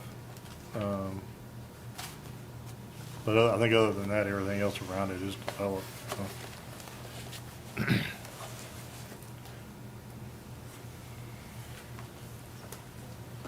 Other questions? Charles? I guess what I struggle with on this one, and maybe somebody can help me, is the location of this almost makes it a gateway building as you're coming in from Murfreesboro. And, you know, I just struggle with the fact that it is a storage facility, the kind of facility we're looking for is a gateway building. Would you want a gas station there? So that's how I have to look at it. It's like, and this, I think everybody would agree, that's an awfully good-looking building. I'm not saying yes or no, I'm just saying there were townhomes approved there. So what are we thinking we want if it's not something that's pretty attractive or not? That's the only question I'm asking. The townhome sure would have been something I think we would have found gateway-ish. Yeah, I feel like there are a lot of exceptions to try to put this building here. I do have concerns about the existing townhomes up just north of that. I mean, you completely take their view away of what was there. It's gonna give them nothing. I don't know what that does to that property, but. What's the setback from the townhomes to the, Well, we would, remember what they had shown, it's 20 feet, from the property line would be 20 feet. so they're right on top of them? And then, because I don't know how far, I can't remember how far they are set back, the townhomes themselves from their property line, but they're probably 10, 15, 20 feet maybe, probably 20 feet at the most, so potentially you're 40 feet from the building, I guess. This is indoor as well, correct? Yes, yeah, it's all So you don't climate have controlled. doors going up and down and things like that. It's, What's the closest building that has the same setback, or close to the same setback? I'm just trying to get a visual in my head of how Kevin close might this know. I is. don't know if I can answer. For non-residential buildings, you know, you're probably, the only thing really, for 25 feet, most non-residential buildings on the other side of Lowry Street, they're pretty much zero most of the time because those lots are so narrow. Most commercial buildings are, trying to think of something maybe in the downtown area that's not buildings that are right on the road. You got some of those that maybe are some of that. Most of those even are, I'm thinking maybe like where Remember the the, dry cleaners is, that well, building I maybe, or mean, something where the dry cleaners, where man. the That's- donut palace used to be. Yeah, that's what made that, is that even 25? That's why I'm trying to get something that's close, maybe. And I was trying to think of something that would be a little bit further back from that. I was thinking about the auto dealership at the corner there of, Tomlin Automotive. I think it used to be Tomlin Automotive. That's more like what? That's probably closer to maybe more than 25. It's Yeah. definitely, I was trying to think, is it 50, 60? I'd say every bit of that. Yeah, and the Mayfield Drive, it's a little bit closer to the road, maybe on the Mayfield Drive side, maybe. Truist Bank, Yeah, it's probably 50. because most of our commercial buildings, you know, are 35, and often they're more than 35 because they have parking in the front and different things, and so the building may be 40, 50, 60 feet off the road, but they're Right. parking in the front. We do have some I-1, you know, I'm trying to think some of the areas around the base, maybe some of the older industrial buildings maybe some of those have a 30-foot front setback, along Swan Drive, some of that area. So if you think about those, you might get closer to the 25 foot. Is there enough room on the backside to do the buffering that's typically required from an industrial to a residential? Well, they did request an exception to that. So another exception? You know, you're gonna have, it'd be tight. 20 feet is enough, but you pretty much would have to, because you have the berm requirement plus usually you're gonna have 15, I mean, you're gonna be right on the building basically with your landscaping pretty much, which is probably a good thing, because you got those, with the houses right there behind you, that's back doors, they're back doors basically, so.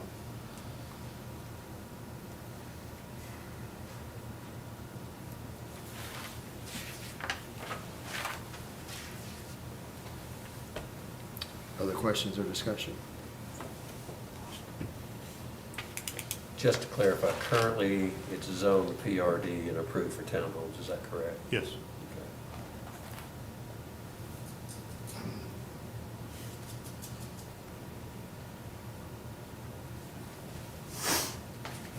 Not hearing anything, so I'll entertain a motion. I will move to deny, based on just zoning standards there, as well as the multiple exceptions not meeting standards. Okay. I have a motion to deny. Do I have a second? Motion and a second. Any further discussion? All those in favor signify by saying aye. Aye. Opposed? Aye. 6 or 5-1. This motion is denied. Okay, our next item is Rob Mulchan, East Gresham Drive rezoning, R2 to PRD request. So this is a request, it's for 2 tracts of land, that total almost 11 acres, 10.93 acres. Currently zoned R2. Surrounding zoning is a mix of C2, R2, and A1, which is the airport district, but it's actually the Lee Victory Recreational Park. The land use plan will support medium-density, single-family in this area. There are no roads shown on the major thoroughfare plan effective with this request. This requested PRD is for 49 single-family lots. 1,000 gallons per minute is our power flow requirement. There are gonna have the sewer connection, they're gonna have to actually kind of go south of there's a church across the street there, they're gonna have to go south of that property to connect to sewer, and they are gonna have to obtain an easement there to make that connection. As part of this development, they are proposing to have a connection, a pedestrian connection into Liberty Park. Kind of connecting this development's trail system into the park trail system there. And so they'll have to work through that with our Parks Department and get that agreement set up, and to figure out how the security aspects that'll have to go with that and those kind of things as well. Again, it's 49 detached single-family lots on the 11 acres. They are meeting our requirements with regards to the setbacks and parking and all that as well. So, I think that's all the comments that I have. I'm not seeing any garages here. Yeah, there are no garages proposed. These are basically, I think it's 1,200 square foot minimum. There are some that would be larger than that. They do show some two-story units. But there are 1,200 square foot minimum. There are no garages proposed. What are the, am I seeing siding, stucco? Pretty much all, well, Stucco option. my understanding from the developer is those are kind of they're a national company. Those are some national elevations. Clean stuff up. I told them, I asked them to change that, and they didn't. They said they could work on able to make it, but they did show the building materials on page 10. They're showing, fiber cement, hardy shake, and board and batten type, siding. No stucco.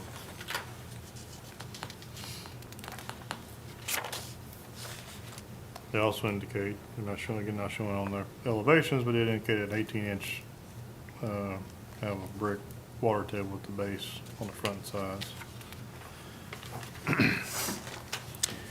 They don't have garages, but unless the appearance is off on the architectures, it looks like single width driveways. They'll have to have the double width. I can't remember. I know I saw that. And they're showing four parking spaces per unit. Could I address a couple of those? Yeah, if you, just go ahead and give us your name and address, please. Matt Taylor of SEC. No stucco. There's a bad note on their elevations, as Kevin said. We weren't able to get some of their corporate people to get that taken off, but we've made that textural commitment inside here. There would not be any EIFS or stucco or vinyl. All this will be brick, stone, or cement board. The brick and stone will be restricted to be at least an 18-inch water table on the front and side, as Kevin said. We've got that textual commitment inside of here. And the driveways will be at least 18 feet wide, 35 foot deep, so it'd have the 4-car parking, as Kevin said.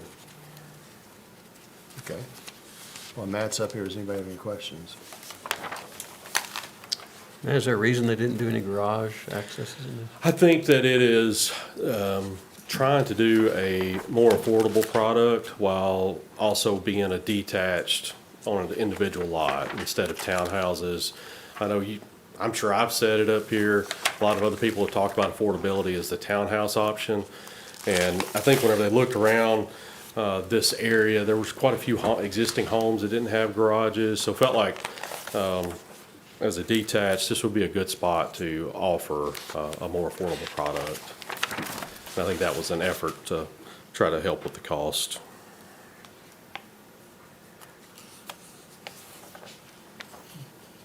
You mentioned cost. Is there a projected price range? Even with this, they still think they'll be in the low threes. They don't want to be any higher than about $325, is what they've shared with me. And it looks like there's sidewalks in this community. Yes, ma'am. We've got sidewalks on both sides of all of our streets, and then we've got a walking trail program that'll go around the perimeter. We're gonna try to save as many trees that are around that perimeter as possible. And then we're really excited about the opportunity to connect in with the town's trail back up to the park. We think that's a great amenity for us, and ultimately it'll probably wind up being a amenity for the citizens around, because we'll have the public streets, they have the sidewalks that also connect back to those trails. And I'm new, so bear with me. Yes, Is ma'am. the setback with not impeding the sidewalk, is it 35 or 38? Well, it's 35 feet when you have a situation like this where you have a property line and a right-of-way width. The 38 feet is what we're trying to get to, where you have enough room between the garage and the sidewalk, so you're not impeding the sidewalk. When you have public right-of-way, the sidewalk within the right-of-way is not an issue really. It's only when you have private streets and situations like that where you don't have that extra right-of-way shown. You only have just a 22-foot road width. And I think if you look at page 10, that bottom diagram right there, I think it does a good job reflecting what Kevin's talking about. There's grass that's still in the right-of-way between the sidewalk and that right-of-way. And so, and our setbacks measured from that right-of-way line, so I think that does a good job answering, or showing that. Are you looking at roughly 5 units an acre? It's about 4.5 is what the 4.5, math works out to, yes, sir.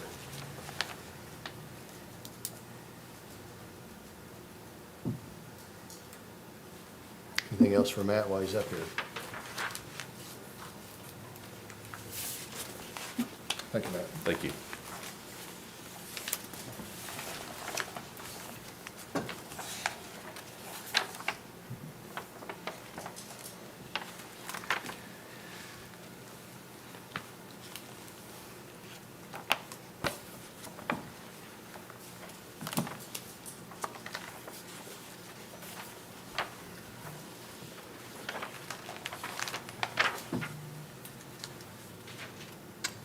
Other questions or comments?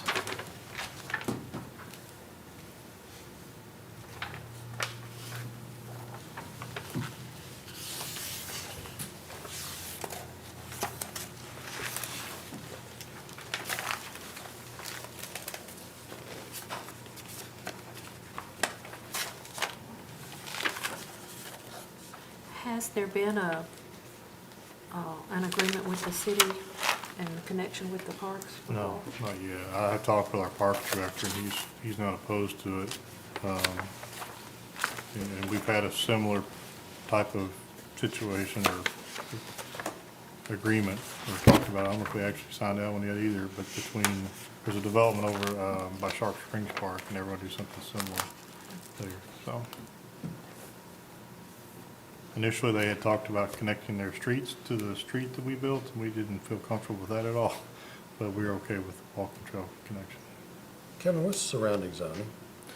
There's C2 to the west, which is the shopping center there. The park is actually part of the airport, the A1 zoning there. The residential piece is all R2. Okay. And you do have, it's zoned R2, but you have the church directly across the street as well.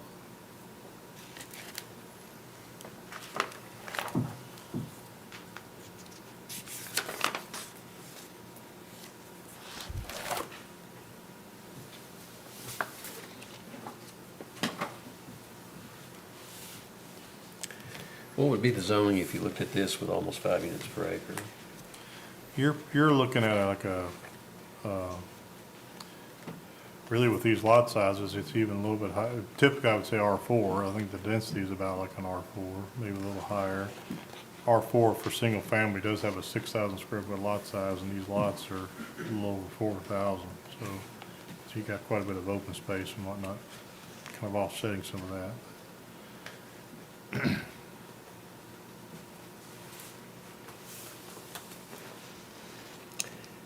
I can say I appreciate the effort for affordable housing, I really do.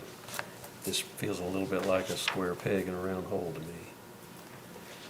An existing subdivision over there that has good-sized lots and established. And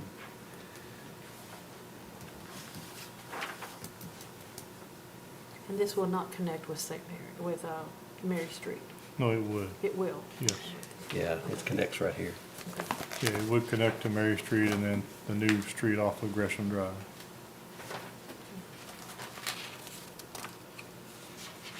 I didn't know if it was just a stub.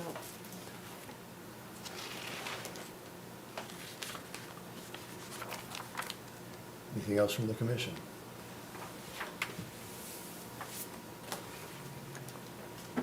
I'll entertain a motion.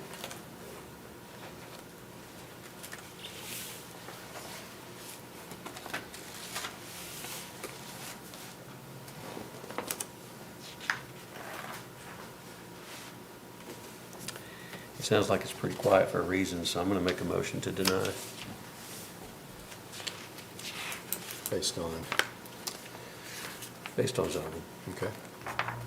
A motion to deny based upon zoning, Inconsistent zoning. inconsistent zoning. Surrounding zoning. Inconsistent Or surrounding zoning, all right. Do I have a second? Second. Second from Amy. A motion and a second to deny. Any further discussion? All those in favor of denying this request, signify by saying aye. Aye. Opposed? Aye. One opposed. Okay, our next item, Kevin, has this been, has Yeah, a they- deferral they- been requested? They have requested that be deferred 1 month. Okay. So, agenda item number 5, Janet Ibrahim Nassif, Rocky Fork Road, rezoning R3 to PRD, has been asked for a deferral into our next, Yeah, 1 month deferral. 1-month deferral to our June meeting. So moved. Okay, I have a motion to approve the deferral. Do I have a second? Second. Motion and a second to approve the deferral. All those in favor of deferring this item signify by saying aye. Aye. Opposed? Okay, this item is deferred for 1 month. Okay. Our next item up tonight are a preliminary plat, Stewart's Landing Roadway Phase 1, 2001 Motlow College Boulevard, owner, developer, Equitable Properties, Property Company. Yeah, this is the preliminary plat for the Stewart's Landing development. This is phase 1 of their development. This is 7 lots, 13.42 acres. This is part of the Stewart's Landing PUD. This would essentially be again, the first phase of this would be, show the public roadways coming off of Sam Ridley Parkway as well as off of Motlow College Boulevard, and then creating those 7 initial lots that are the out parcels there. We had a few comments. The first 4 are all standard comments and would need to remain.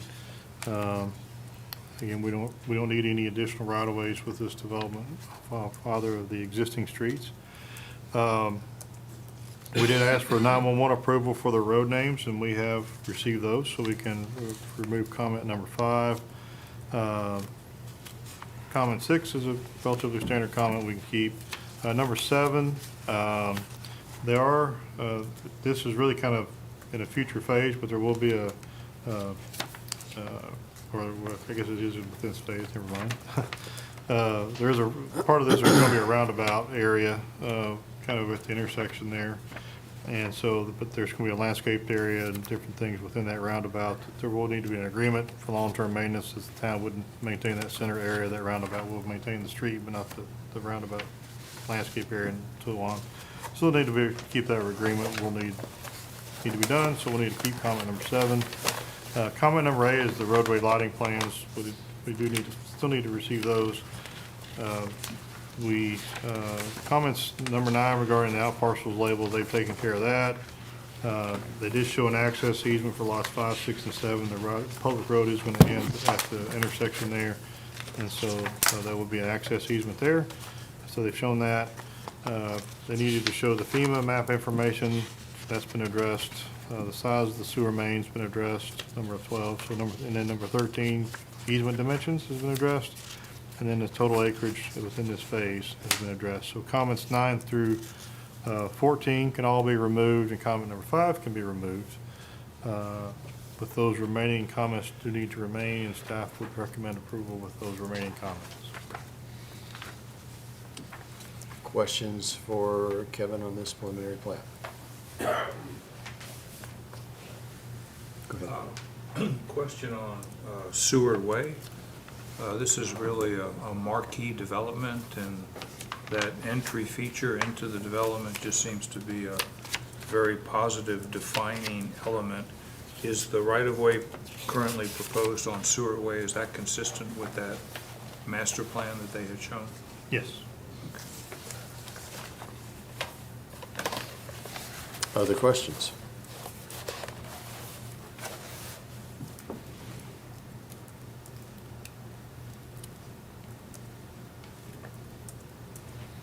It's a pretty exciting project right It here. really is, yeah.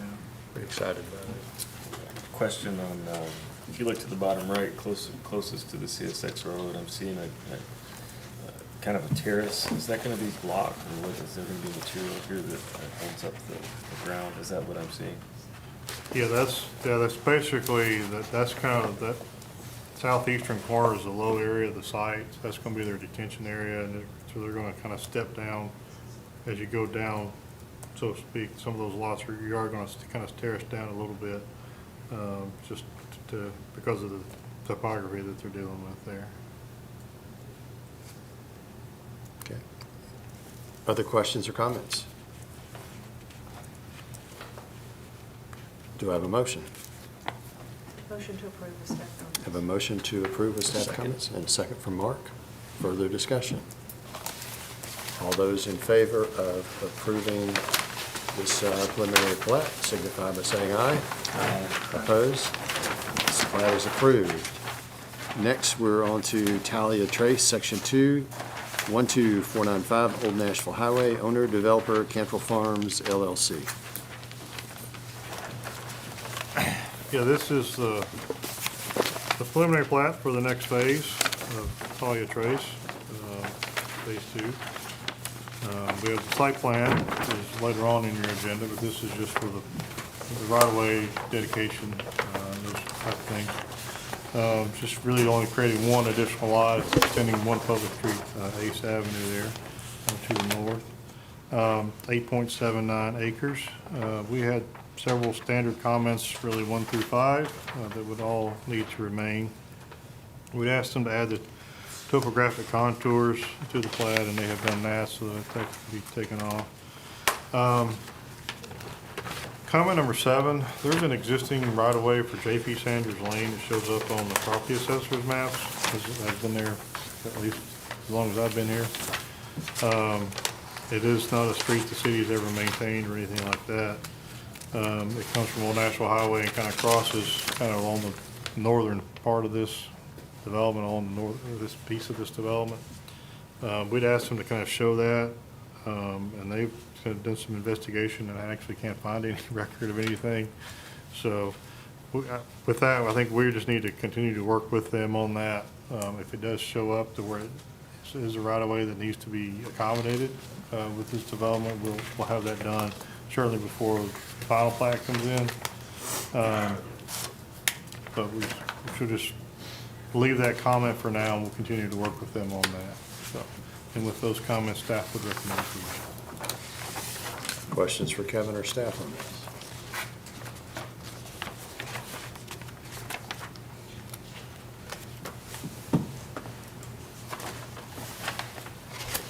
Do I have a motion? Motion to approve. I have a motion to approve with staff comments. Do I have a second? Second. Second from Amy. Any further discussion? All those in favor signify by saying aye. Aye. Opposed? This motion's approved. We're now on to final plats. The first one is Chicken Pike subdivision, 287 Chicken Pike, owner developer Hollingshead Land LLC. Yeah, this is a subdivision, 3 lots, on 5.74 acres in a R1 zone. We've had several kind of standard comments. We'll point out that right-of-way there along Chicken Pike, they are showing that right-of-way being dedicated with this plat. So really, comments 1 through 7 would all remain, those basically standard type comments. Comment number A has been addressed regarding the water and sewer main serving the development. They did add the stamp and signature to the surveyor, so that can be taken care of, and then to show that sewer alignment where it's coming in from the south side there along Everly Court. So 8, 9, and 10 can all be removed. This is a plat that was approved back in September of 2022. It did have a requirement as a part of that to have a fire hydrant within 500 feet of all lots, which is a standard requirement of our subdivision regulations. They have, are asking for an amendment to that final plat approval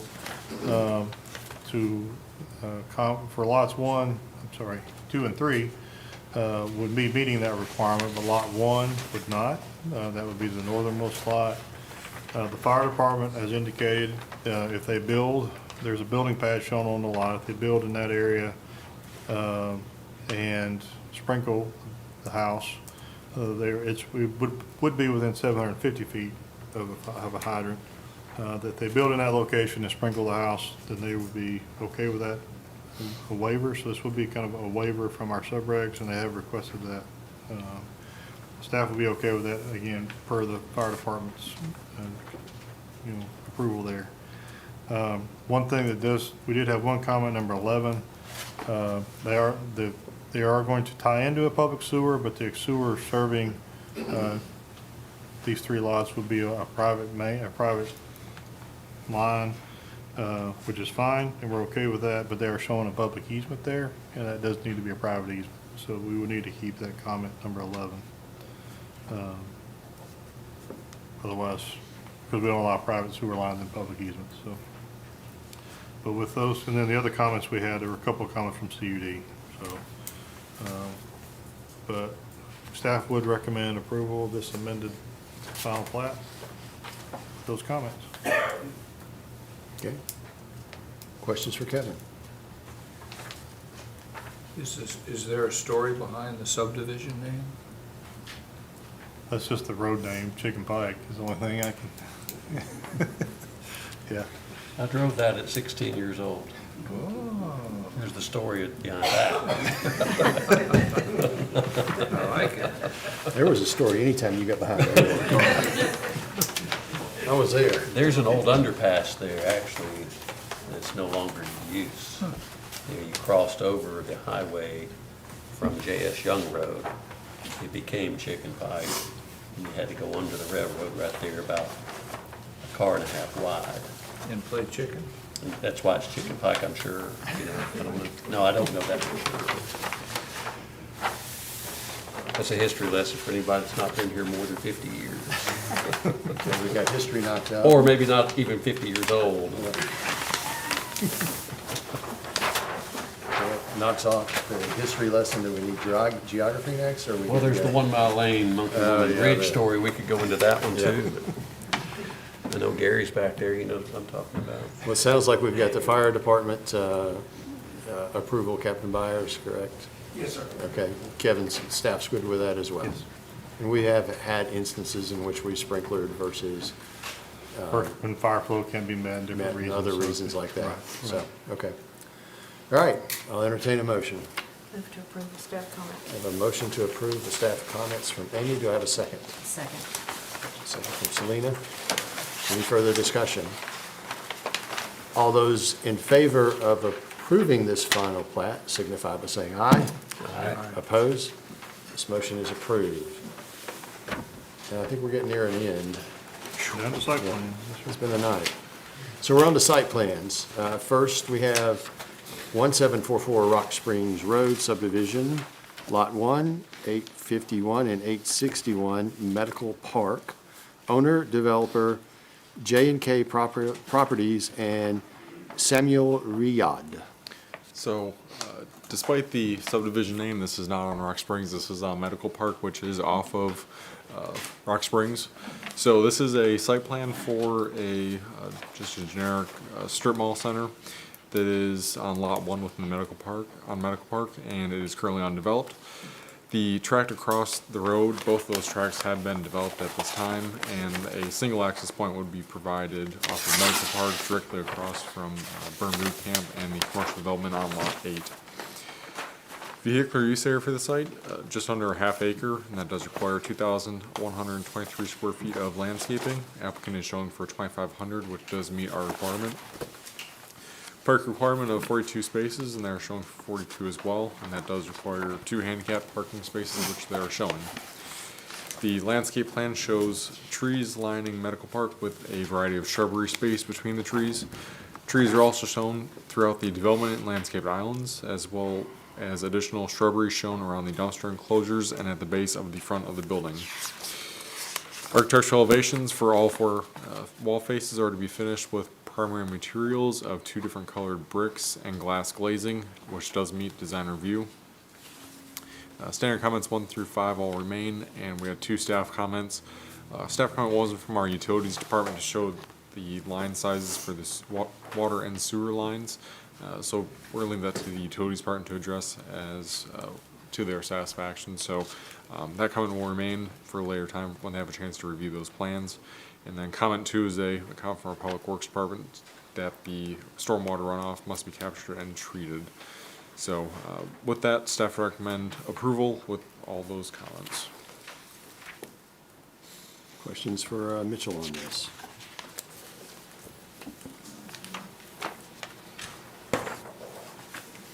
It's nice to see this, nice to see, we're not talking about design review. Thank you. It's awesome. That's a good looking building. Enoch, thank you.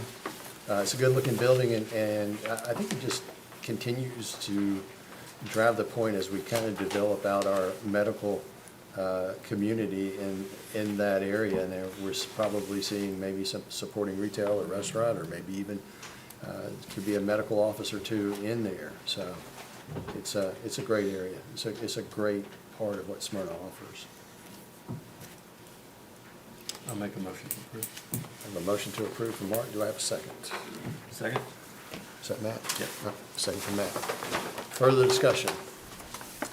All those in favor signify by saying aye. Aye. Opposed? The site plan is approved.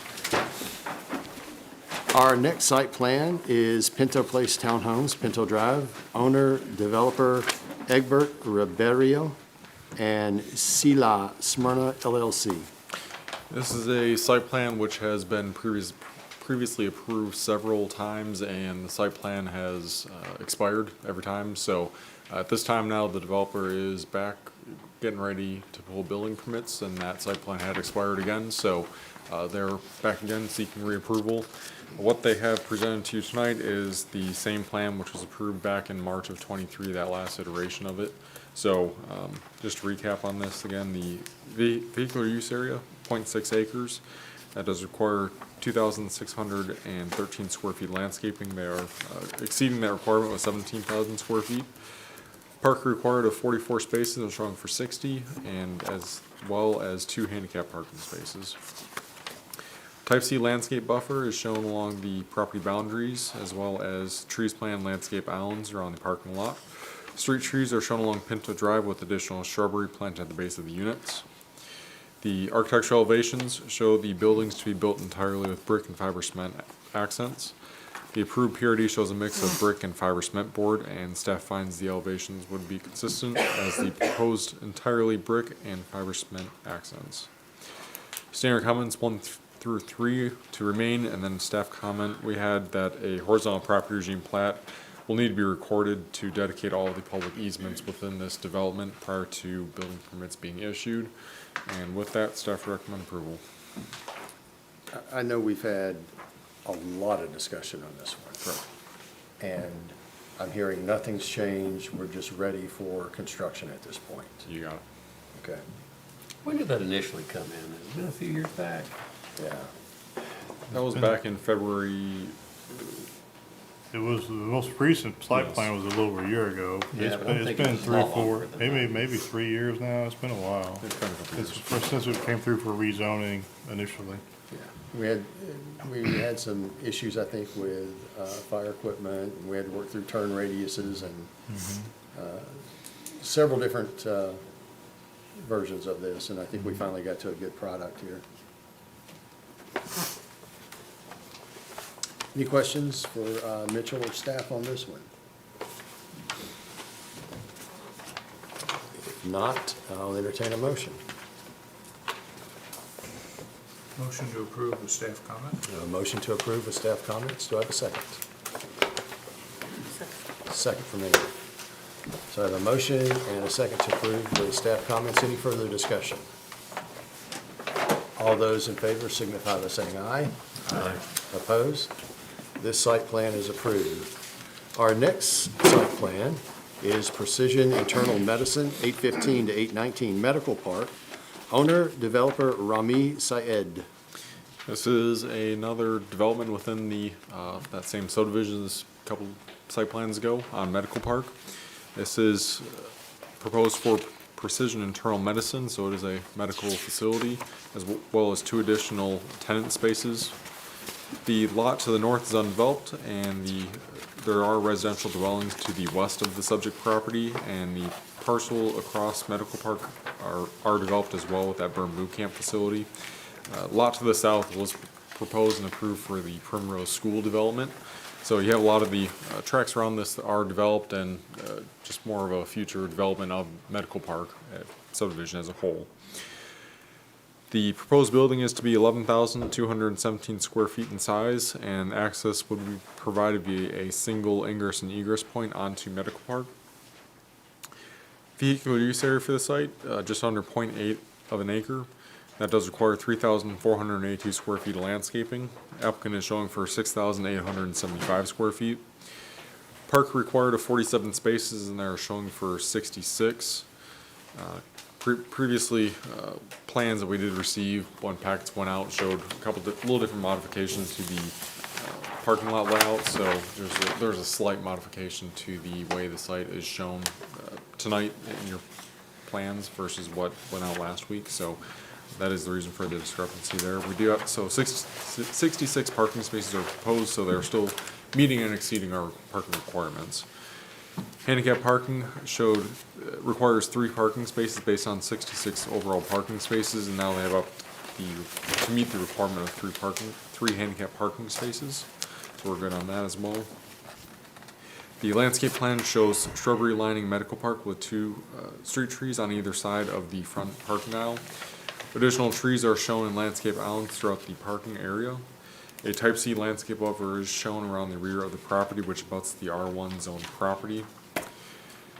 Architectural elevations show the building to be finished with a mixture of all primary materials of brick, stone, and glass glazing, with a secondary material of cementitious siding. All 4 elevations are to have over 87% primary material, with the southern elevation facing away from Medical Park having the most cementitious siding at 13%. Overall, the building is to have 91% primary materials. Standard comments 1 through 5 all to remain. We had a couple staff comments to go over. Staff comment 1 was regarding the ADA accessible path. We'd like to revise that comment to show that the handicap parking spaces will need to be shifted a bit. So we're going to be working with the applicant on that, and the applicant's already been working with them today on this to kind of come to a good conclusion on what will work best for the site. So regarding the accessible path, that comment will remain, so we'll work with the applicant in the future with that. Comment number 2, the 1,500-gallon grease trap will be required for any restaurant use, more of a standard comment. Comment number 3, there were tree variety in the back of the property that we asked them to substitute out, and they have done so accordingly, so that comment can be removed. And then comment number 4 was regarding the deficiency in the handicap parking spaces to meet ADA requirements. They have upped that to meet ADA requirements, so that comment can be removed. And then there's another comment regarding the van accessible parking space that was shown as a result of comment number 4. The van accessible space dimensions don't meet ADA requirements, so this has already been expressed to the applicant. They are aware of it and are willing to comply and meet ADA requirements for that. So with that, basically, we have staff comments 1, 2, and then added comment 5 in there, which does show basically that the van accessible parking space must meet ADA requirements. So with that, staff recommend approval. It's a nice looking building. and it's nice to know that it meets and exceeds Smyrna design reviews. So, thank you again.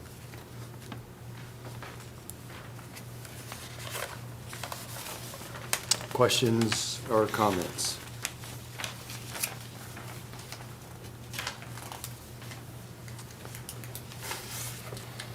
Hearing none, I'll entertain a motion.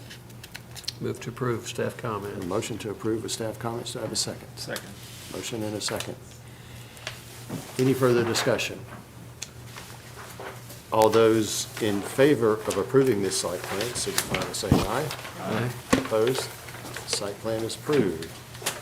Our last site plan is Talia Trace, Section 2, 12495 Old Nashville Highway, owner, developer, Cantrell Farms, LLC. So this is the second section of Talia Trace subdivision. This is subsequent to the plat that y'all reviewed earlier. The second section of this contains 66 of the 271 townhomes for the entire development. Entrance to this section is provided via Rocky Fork Road through the first section. A dog park amenity is shown for this section with additional amenities for future sections. Vehicular use area for the site, 9,149 square feet, which does require 915 square feet of landscaping. Applicant is showing for 2,593 square feet. Park required of 132 spaces. Between a mixture of the surface parking spaces, garage, driveway, they are totaling up to 396 parking spaces. And they are not showing for any handicap parking. The landscape plan shows a type C landscape buffer bordering the properties along the west and northwest, which are zoned R1 and R3 respectively. Streetscaping is shown along Ace Avenue, a collector roadway on the major thoroughfare plan. And additional shrubbery and trees are shown in landscape islands and at the perimeter of the units throughout this section. Architectural elevations show all four elevations to have the first story finished with brick and the second story finished with fiber cement board. For the front elevations, several units in each section of the townhomes are to have second story of brick in addition to the first story.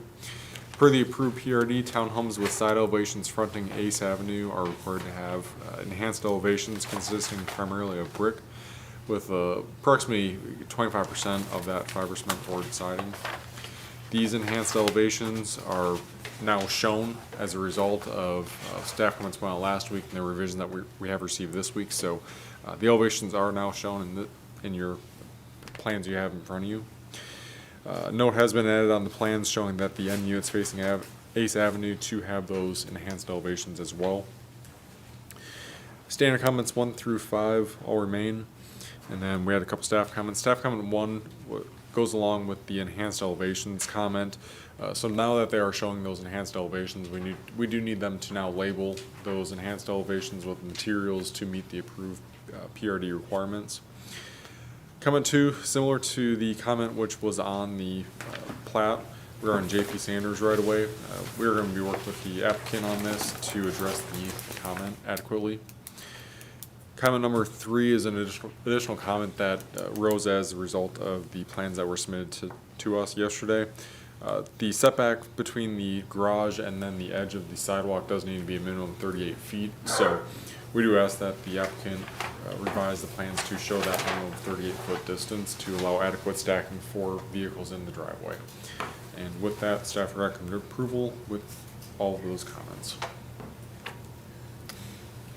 Questions for Mitchell on this? Go ahead. Who came up with the street names on this one? You have to ask the applicant, they submit those to us. There's a theme though. Definitely. Other questions?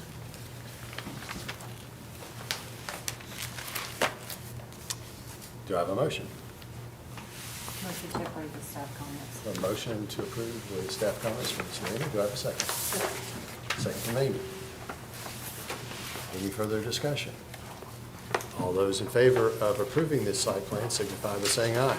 Aye. Opposed? Site plan is approved. We are now on to the May bond review report.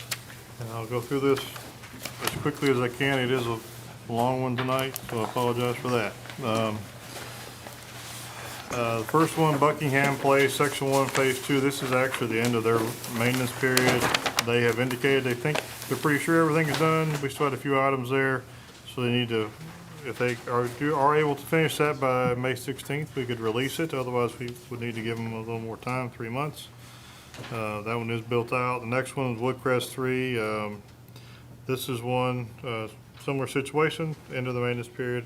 Again, release if done, if not, extend 3 months.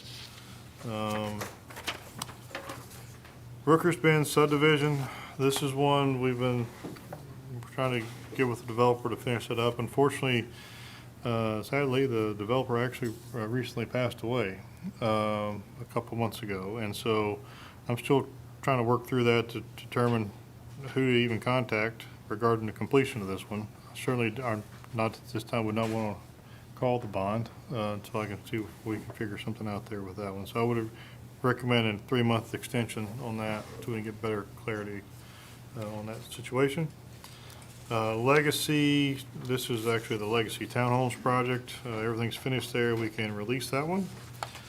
Burton Farm 6, they're about 87% built out.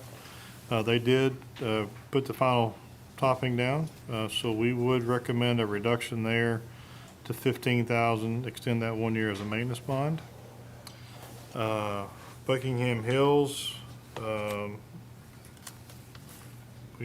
we're kind of at the end of the maintenance period on this one.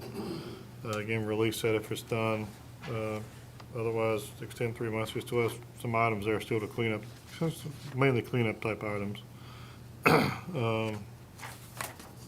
Stone Trace, this is the commercial piece in front of the apartments there. They have not, they basically are kind of working through that. They would, based on the remaining lots, they would ask to wait to put that final layer of asphalt down until they get some more of those lots built. They're getting close, but they still have a few more. So they did request an extension there, and we would recommend a 6-month extension on that one. Patterson property, this is where the Spring Hill Drive is being extended, that the town is currently is building the road, but this would be some additional roadways off of that and some other utilities and whatnot. They did talk to that developer. They have started their work and they're hoping to be finished this summer. So I would recommend a 6-month extension on that one. Blakeney Section 4, that one is a newer section of Blakeney. It's only about 46% built. We've only had this one 1 year, so we'd recommend an extension, a 1-year extension on that one at the same amount. Buckingham Place, Section 1, again, end of the maintenance period. Just a couple cleanup items on that one, so hopefully they'll get that done before the date on that. If not, we would do a 3-month extension there. Blakeney Section 2 Phase 1, they have actually, they have, paving is now completed there. They're working on getting us the as-built. So would recommend just another working, saw some email traffic between them and Public Works today. I think they're trying to finalize that. So if they're able to get that, we could probably, or I said a 3-month extension on that. So we would, I think there was some miscommunication on that, because they actually did have the topping down. My report says to place that final topping, and that has been done. This is actually it has been under maintenance actually. So if they're done, if they can get that done, we could release it by June 3rd. Otherwise, extend 3 months. Woodmont 6B, there's actually just one piece of sidewalk they need to finish. If they can get that done, we can release that one. Otherwise we need to extend it. Cedar Hill Section 3 Phase 2, there's still some lots to be built in that one. Would recommend a 6-month extension on that one, as we have had it for 2 years at the same amount there. Cedar Park, we saw 2 of those lots today to be the site plans, so hopefully they'll get going soon. They did talk to that developer. They would like to wait until those 2 lots get done with construction before finishing the road. which would anticipate maybe finishing that next spring. I would say no more than a 6-month extension. I'd like to talk to them again before we see where they're at. Once those 2 lots maybe get built this summer. And then Blakeney, Section 1, Phase 2, again, some miscommunication on this one as well. That one is actually the end of the maintenance period on that as well, but they have paved it already. And again, they're working with Public Works on finalizing everything there. Again, if they're done, release should not extend 3 months. And then Westover Phase 1A, just some final cleanup items there. Again, end of the maintenance period, so hopefully they can get that done. Otherwise, we may have to give them 3 more months. And that's the bond report. And also, back to Rooker's Bend, Section 1, Elite Development Partnership.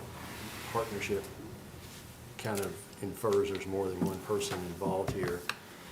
Is there a way that we can go through state records for the partnership and determine who the partners are? Do we have any resources or remedies that way? And I think we go to the Secretary of State and work it back from that way. would this been a letter of credit also? It was actually money we held in escrow. It was money, okay. Yeah.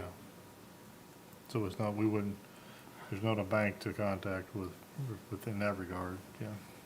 Okay. I just, I feel bad that one of the principals has passed away, but there's, I'm looking at this being 100% built out and thinking of the folks that are there, And I have had calls from Oh, I know. people living there. Yeah, You know, I'm wondering sure. when they're gonna get the streets finished, so. I'm sure. So let's see if we can run down this partnership and who's involved with that. And, I mean, it may be pretty close to, And we have some Colin. other tools we can use as well, so. I'd like to see us focus on this. Other questions or comments? If not, I'll entertain a motion on the bond review report. Move to approve the bond review. A motion to approve, do I have a second? Second. Motion and a second. Any further discussion? All those in favor of approving the May bond review report, signify by saying aye. Aye. Opposed? This is approved. We are now on to staff comments. The one thing I would mention tonight is, we are in the process of, we had money in our budget, for this year to update our major thoroughfare plan and our bicycle pedestrian plan. We do have that out on the street now for consultants to submit, to us to be considered for that, doing that work. And so, my plan is to have that in front of council for their May workshop, June council meeting.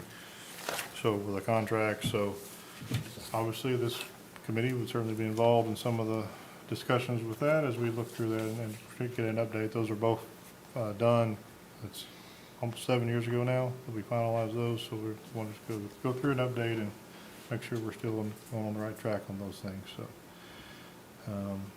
that's just an FYI. So that's coming hopefully this summer, late fall, and fall. We're having some public meetings and those kind of things regarding that. So. Okay.